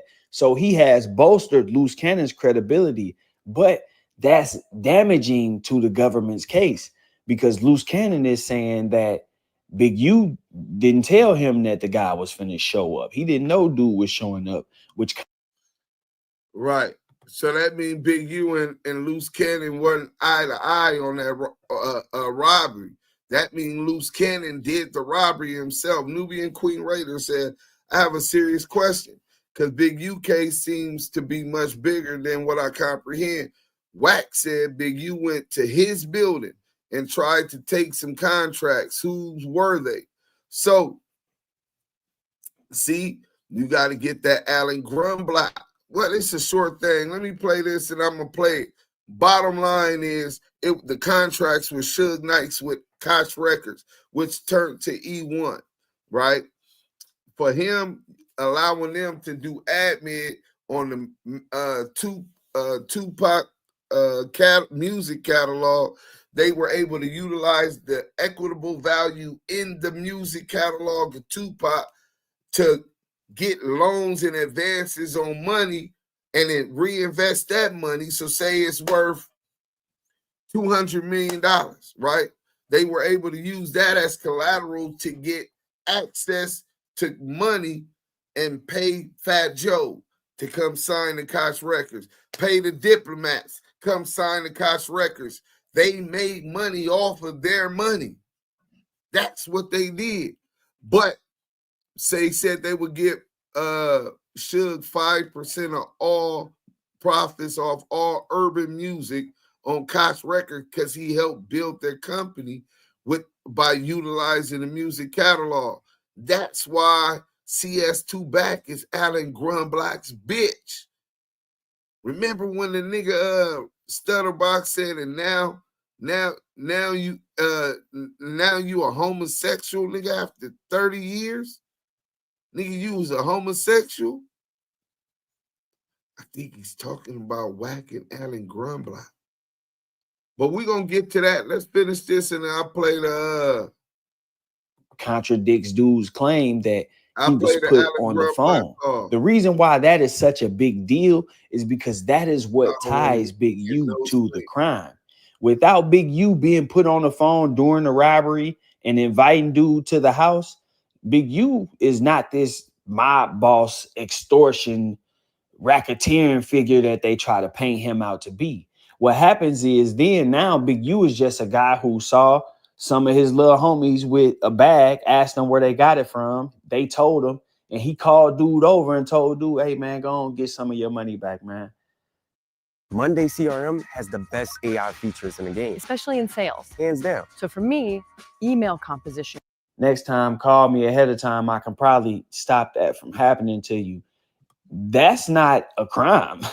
He's looking out. He a good Samaritan if he do that. You know what I mean? So they taking him from being a good Samaritan to being an extortionist with that one simple move of saying that he got put on the phone during the robbery. However, that's conflicting with what Loose Cannon is saying happened. Loose Cannon is saying he got double crossed because he didn't know that the victim was supposed to be showing up to the crib and they just popped up. It caught him off guard. I know a lot of y'all don't like Big U for whatever reason. And a lot of y'all are just now learning about him from this. So what I want everybody to do is focus on the facts of the case. Focus on the facts of the paperwork. We're going to give him his fair shot just like we give everybody else. From what I see right here, I'm not convinced, especially now that I have found out who this victim one is, which we're going to take a deeper dive into that in another video. But now that I know that victim one had a case that he caught prior to, you know, this whole situation going down where he started cooperating with the feds, I can see clearly, in my opinion, that he just sacrificed Big U. He was motivated to tell on somebody because he was facing a charge, and Big U was somebody he felt like was expendable. I think that he was going around trying to use the rolling 60s and all of that for clout, and, you know, he was having to pay for it. You know, not necessarily strong arm, but you know how guys do. They come around, you want to pull up, hey, bring me 10,000, bring me, you know, and he was having to pay. And at some point he realized, man, I'm putting a lot of money into this. I ain't getting nothing out of it. So he started trying to come up with schemes, and you know, he is eventually landed where he is right now, which is in a bad situation. But victim one, in my opinion, is not credible at all. Like I said, we're going to do more of a breakdown on victim one and who he is. He's not credible at all. He's really passed all of his credibility to Loose Cannon. In one phone call, he basically said Loose Cannon is the guy who should know everything based on what he knows. And Loose Cannon saying he didn't know that Big U was talking to him or that he was finna show up at the house or none of that stuff. So look like these two guys got some conflicting stories, but they use both stories in the indictment. That's what's crazy. The government picked through the stories and used certain parts, you know, and that's why I want the jurors. Big U's team to look into the grand jury transcripts, just like Dirk's team is doing, because it's possible that they lied to the grand jury. It's very possible that they lied to the grand jury about what was said. That's as why far they as don't Loose want to Cannon give. And Big U being involved in that robbery. If they present it to the grand jury, that's why they don't want to give Big U his motherfucking paperwork. They don't want to give Big U the paperwork because when he gets to grand jury, not only will he know who the rats is, nigga, he gonna find out that they let these rats snitch and that's gonna get this case thrown out, bro. Nigga, prosecutorial misconduct, bro. That's why they don't want to give Big U his paperwork, nigga. They know that niggas lying, and they brought this to the grand jury to get an indictment, nigga. This nigga is shy. Hey, salute to this brother, man. We got 2.5 jury that this victim stated this content, and that this was later corroborated by Loose Cannon in an interview. They may be in trouble. They may be, you know, looking at grounds for a dismissal because Loose Cannon actually did not. What he provided is called exculpatory evidence, which means that it excludes Big U from being involved. And that's what it did by saying that he didn't know nothing about dude pulling up or none of that. That directly contradicts the claim that Big U was placed on the phone during the robbery. Now, if he's acknowledging Loose Cannon as the go-to, that means he's acknowledging Loose Cannon as the person who committed the robbery. He laughed when Loose Cannon said, remember when I came in there with my squad and we took everything? He laughed like, yeah, you crazy. You know, so he's identifying him as the person who did this. But now you two are conflicting as to whether or not he put Big U on the phone during the situation. He's saying he was caught off guard. You saying you don't think he's lying about that. Make it make sense. If this case does go to trial, I'm interested to see how it's going to play out, considering that I know a lot of the people who are witnesses are not going to want to come forward and be witnesses. People like WACK100. Right now, he's skating because he's not popping up in no paperwork as far as, you know, being a witness and actually talking to them. But if this case goes to trial, I expect them to call WACK. I expect them to call WACK and ask him about being ran down on. I expect them to call WACK and ask him about the no jumper interview and several other things. If this case goes to trial, expect a lot of publicity, and it's probably going to be a circus because a lot of these guys are not going to want to come forward and say the things they have been saying, not out of fear, but just simply because they lying. And so many different stories have been put all over the internet now that there's evidence that they are lying. But this is just one take. This is just one breakdown. We're going to break down each different segment of this indictment, man, and see what's really going on with this case. I noticed a lot of people been talking about it and talking about the fact that he got charged and stuff, but nobody really looking into the evidence and breaking it down. So I'm going to dive into the Big U case, man. I just want to take the time to thank y'all for tapping into this. Appreciate everybody. Hit that like button while you're here. Leave me a comment. Let me know what you think about this video. And don't forget to subscribe to this channel. It's your boy, Byron Blake. I'm out. I didn't go to college right after high school, and now I have this fantastic opportunity. And Hey, to anyone look, else that also didn't go, I would say Byron Blake. I'm typing in this chat. Hey, I want everybody. I'm gonna put this in the thing.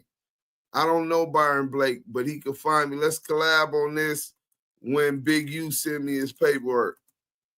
Big U send me his paperwork. So when Big U send me his paperwork, great minds, more than one great mind is better than two great minds is better than one. Let teamwork make the dream work, man. Let's collab on this when Big U send me his paperwork. DM me on IG at Active Chuck. So now, I want all of y'all to hit this link of Byron Blake. They only gave that man 4.6 thousand views. He got 30,000 subs, but they only gave this brother 4.6 thousand views for that great content, man. Y'all go over there and subscribe to that brother, man. But even more than that, hit that link that's in the chat. That's the link to the video that I just did. Everybody go at them and tell them to collaborate with the Damu Kiwe conversation, the ETE, on the Big U paperwork on that deep dive. You know what I'm saying?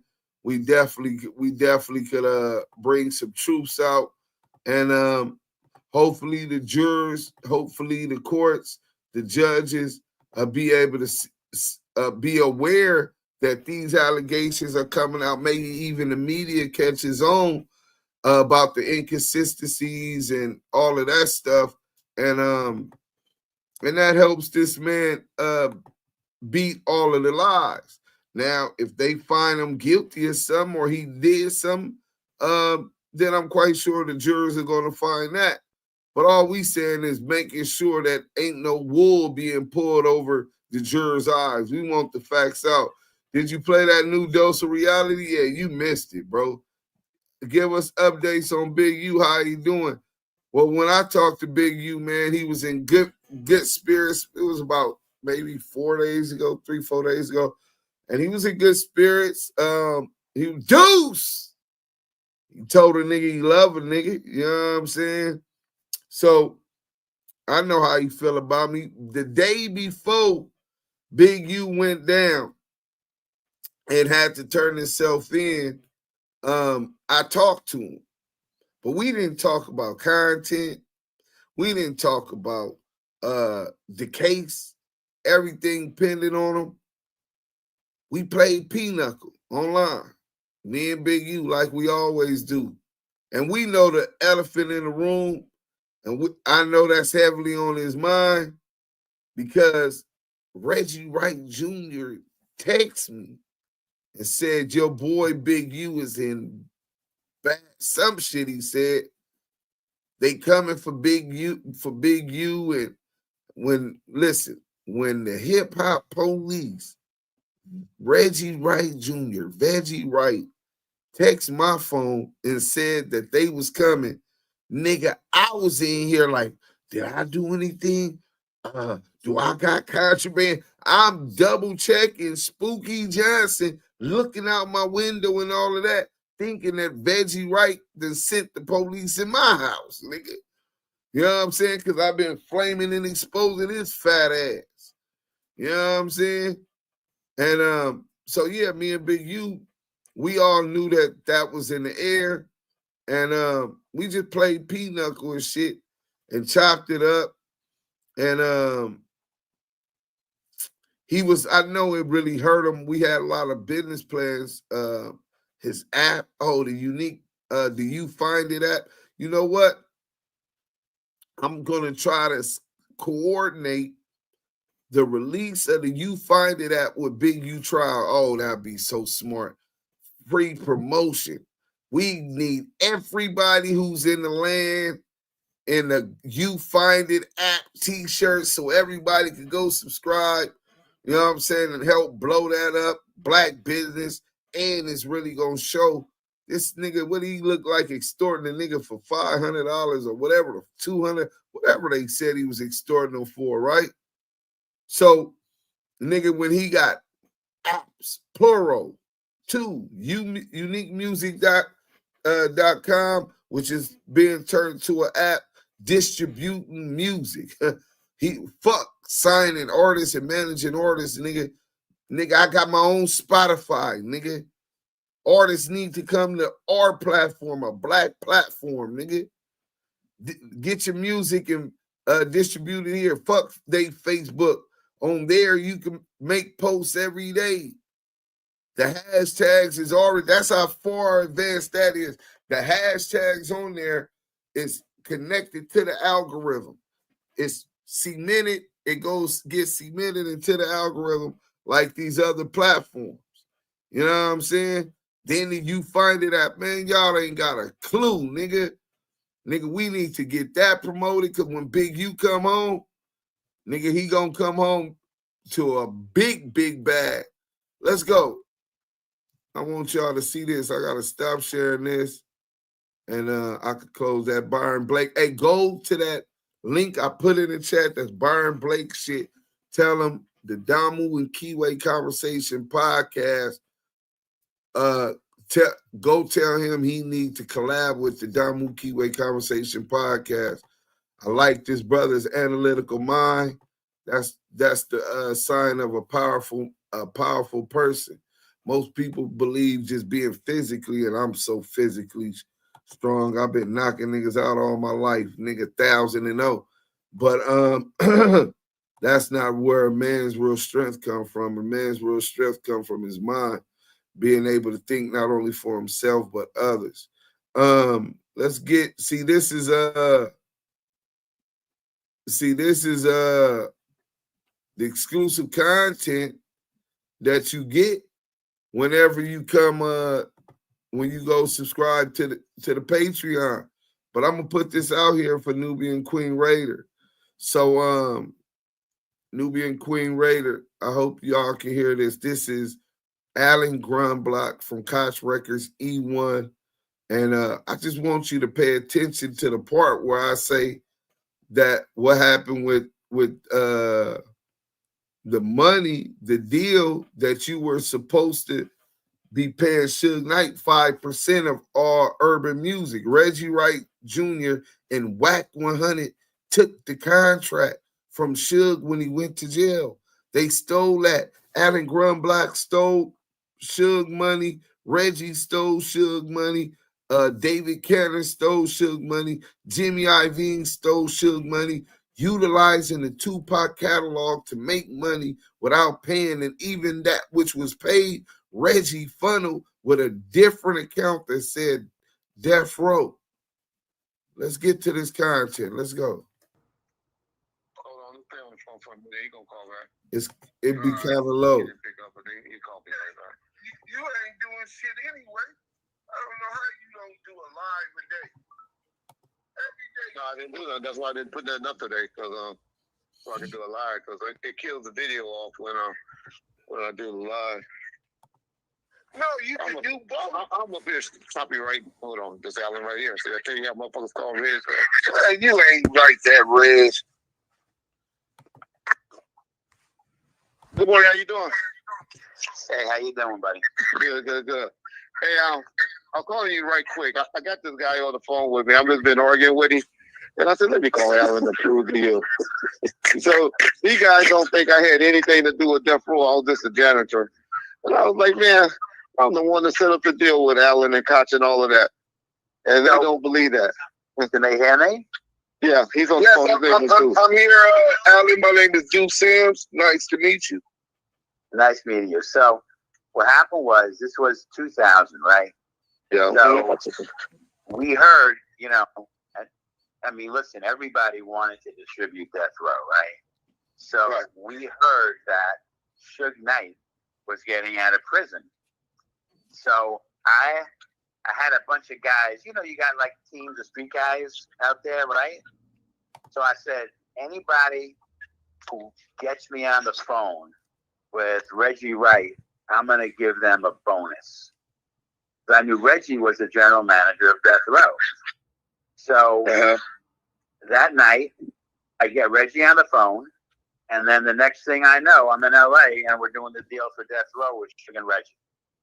And who was dealing with all the paperwork and all that stuff and talking and stuff? Reggie was. Exactly. Now, that 5% part, the 5% that we always talk about that we never got or anything, Suge was trying to make it. I don't know what he done said. Like he didn't know about it or something like that. But I'm the one that. Go ahead. No, Suge said he knew about it. He said that y'all stole it from him. You, Cash Jones, and Alan Grunblock agreed to do that, and he didn't say it was a distribution deal. He said an admin deal, right? So his rendition is he agreed to allow E1, which was Koch Records, to do the admin. In return, he would receive 5% off of all profits of urban stuff. That is true. Right. Yeah, but I never, Reggie, I swear to God, I never knew that. You heard that? I confronted Alan Grunblock and with Reggie Wright on the phone that they were supposed to pay Suge Knight for being able to do administration admin deal, which is basically just collect the royalties and be the actual copyright holder, right? They able to utilize that, utilize the money from that, and invest in their own businesses. Where you think that $300 million from Death Row went? These niggas was making money off of this nigga money. And in return, he knew they was going to do it. He's supposed to got 5% of not just the Death Row catalog, but Fat Joe shit. Oh, Jim Jones shit. Dipset shit. Busta Rhymes shit. Mr. Capone. And High Power Entertainment, the Mexican rappers. All that urban music that sold, he's supposed to got 5% of the profits. But when he went to jail, they cut him out. Now you hear the small hat on here. Reggie admit that it was true. Suge told us it was true. And Big U told us it was true. And now you got this small hat on here saying, playing stupid, like we stupid, like he didn't know. Let's catch that one more time. Run block agreed to do that, and he didn't say it was a distribution deal. He said an admin deal, right? So his rendition is he agreed to allow E1, which was Koch Records, to do the admin. In return, he would receive 5% off of all profits of urban stuff. That is true, right? Yeah, but I never, Reggie. I swear to God, I never knew that. Yeah, we had put that. That's what me and Alan, me and Mike. I got you.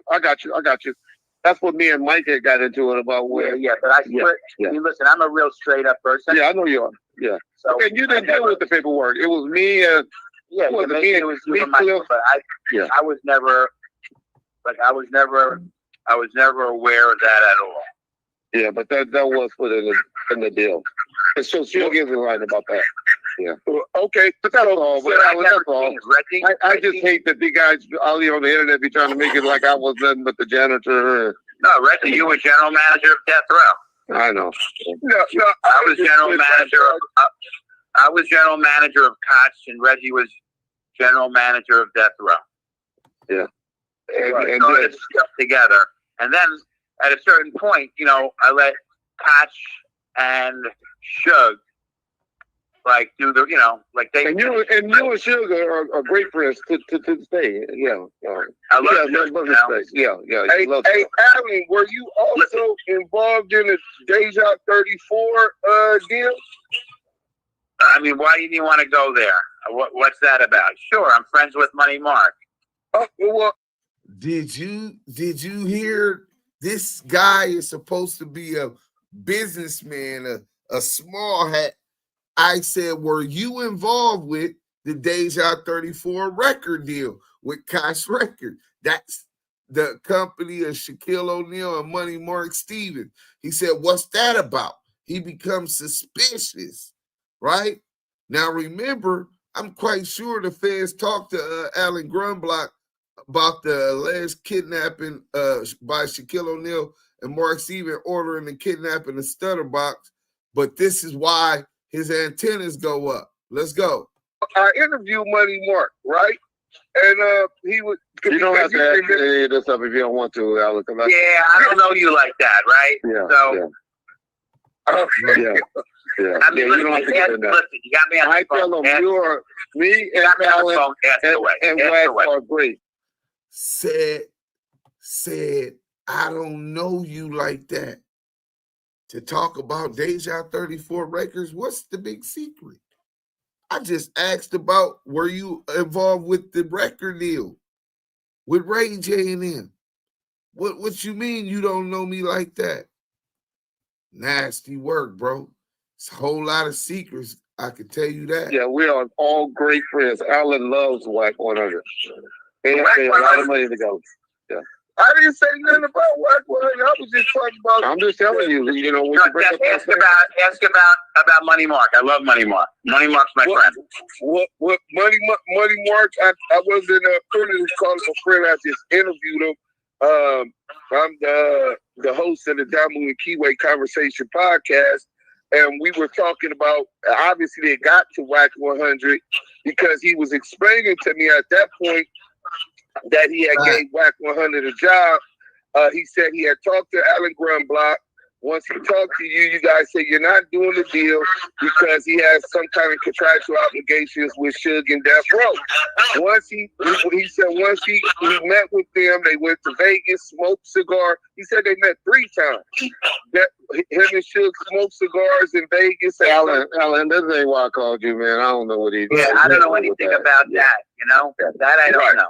But the one thing I'll tell you is, you don't know me from Adam, right? One thing, I get it. Everybody know you, Alan. They know of you. You know, they know you. You know, right? All this shit about all these people like saying lies about me and stuff like that. It's because I was always loyal to Suge Knight. Correct. Because Suge Knight and Reggie were the people we did the deal with. We had a great relationship. We were totally straight up all the time. Correct.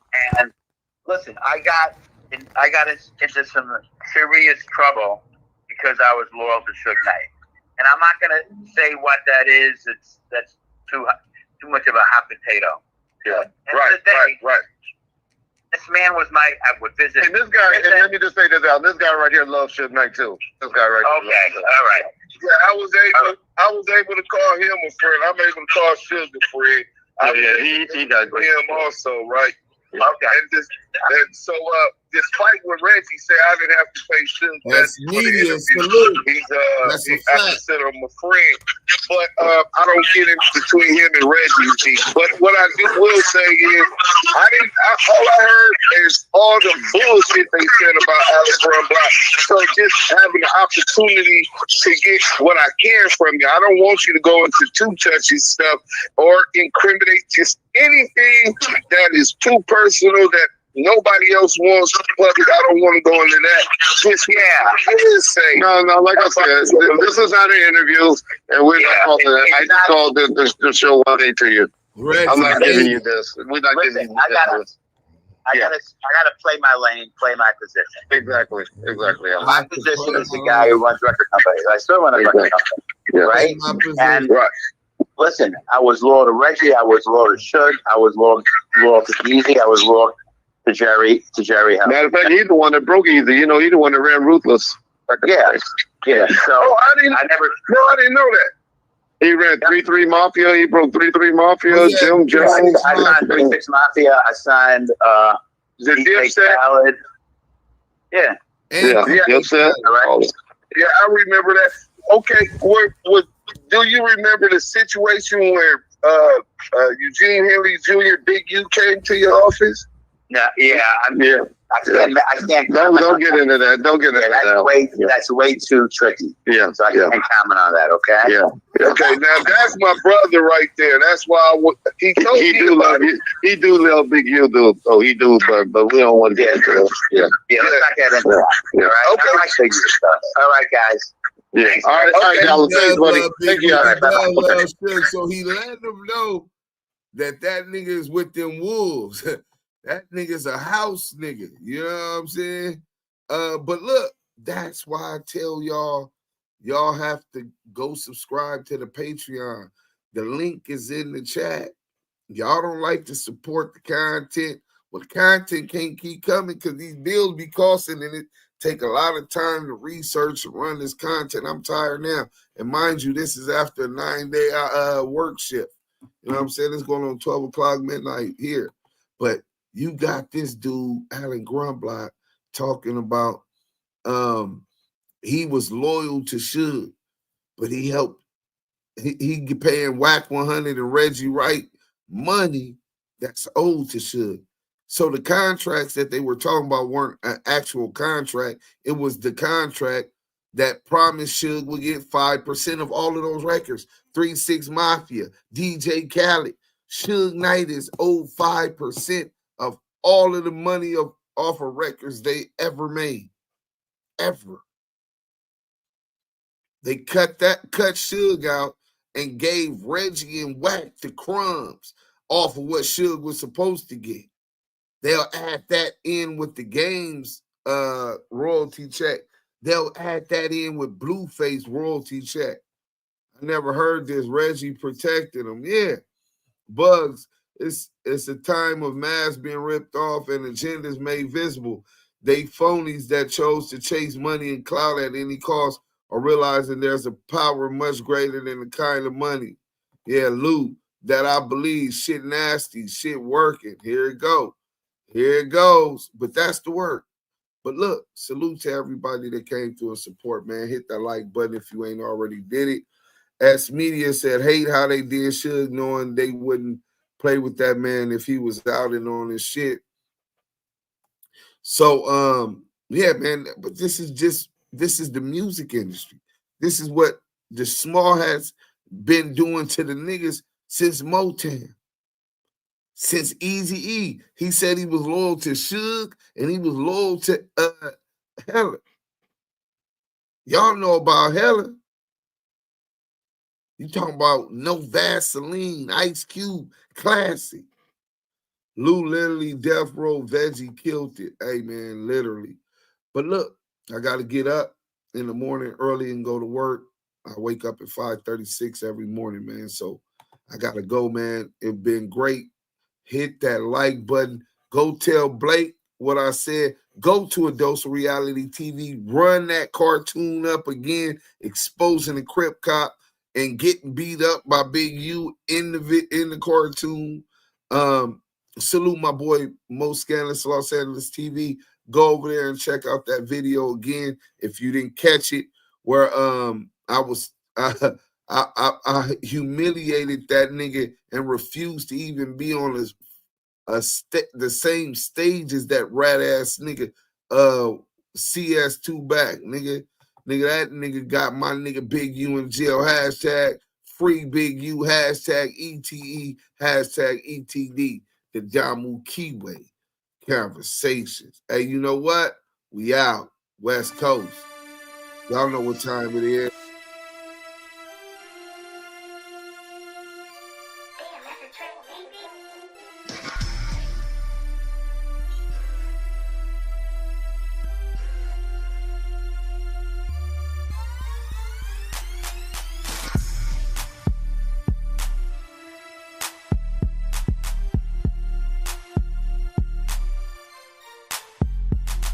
We gone.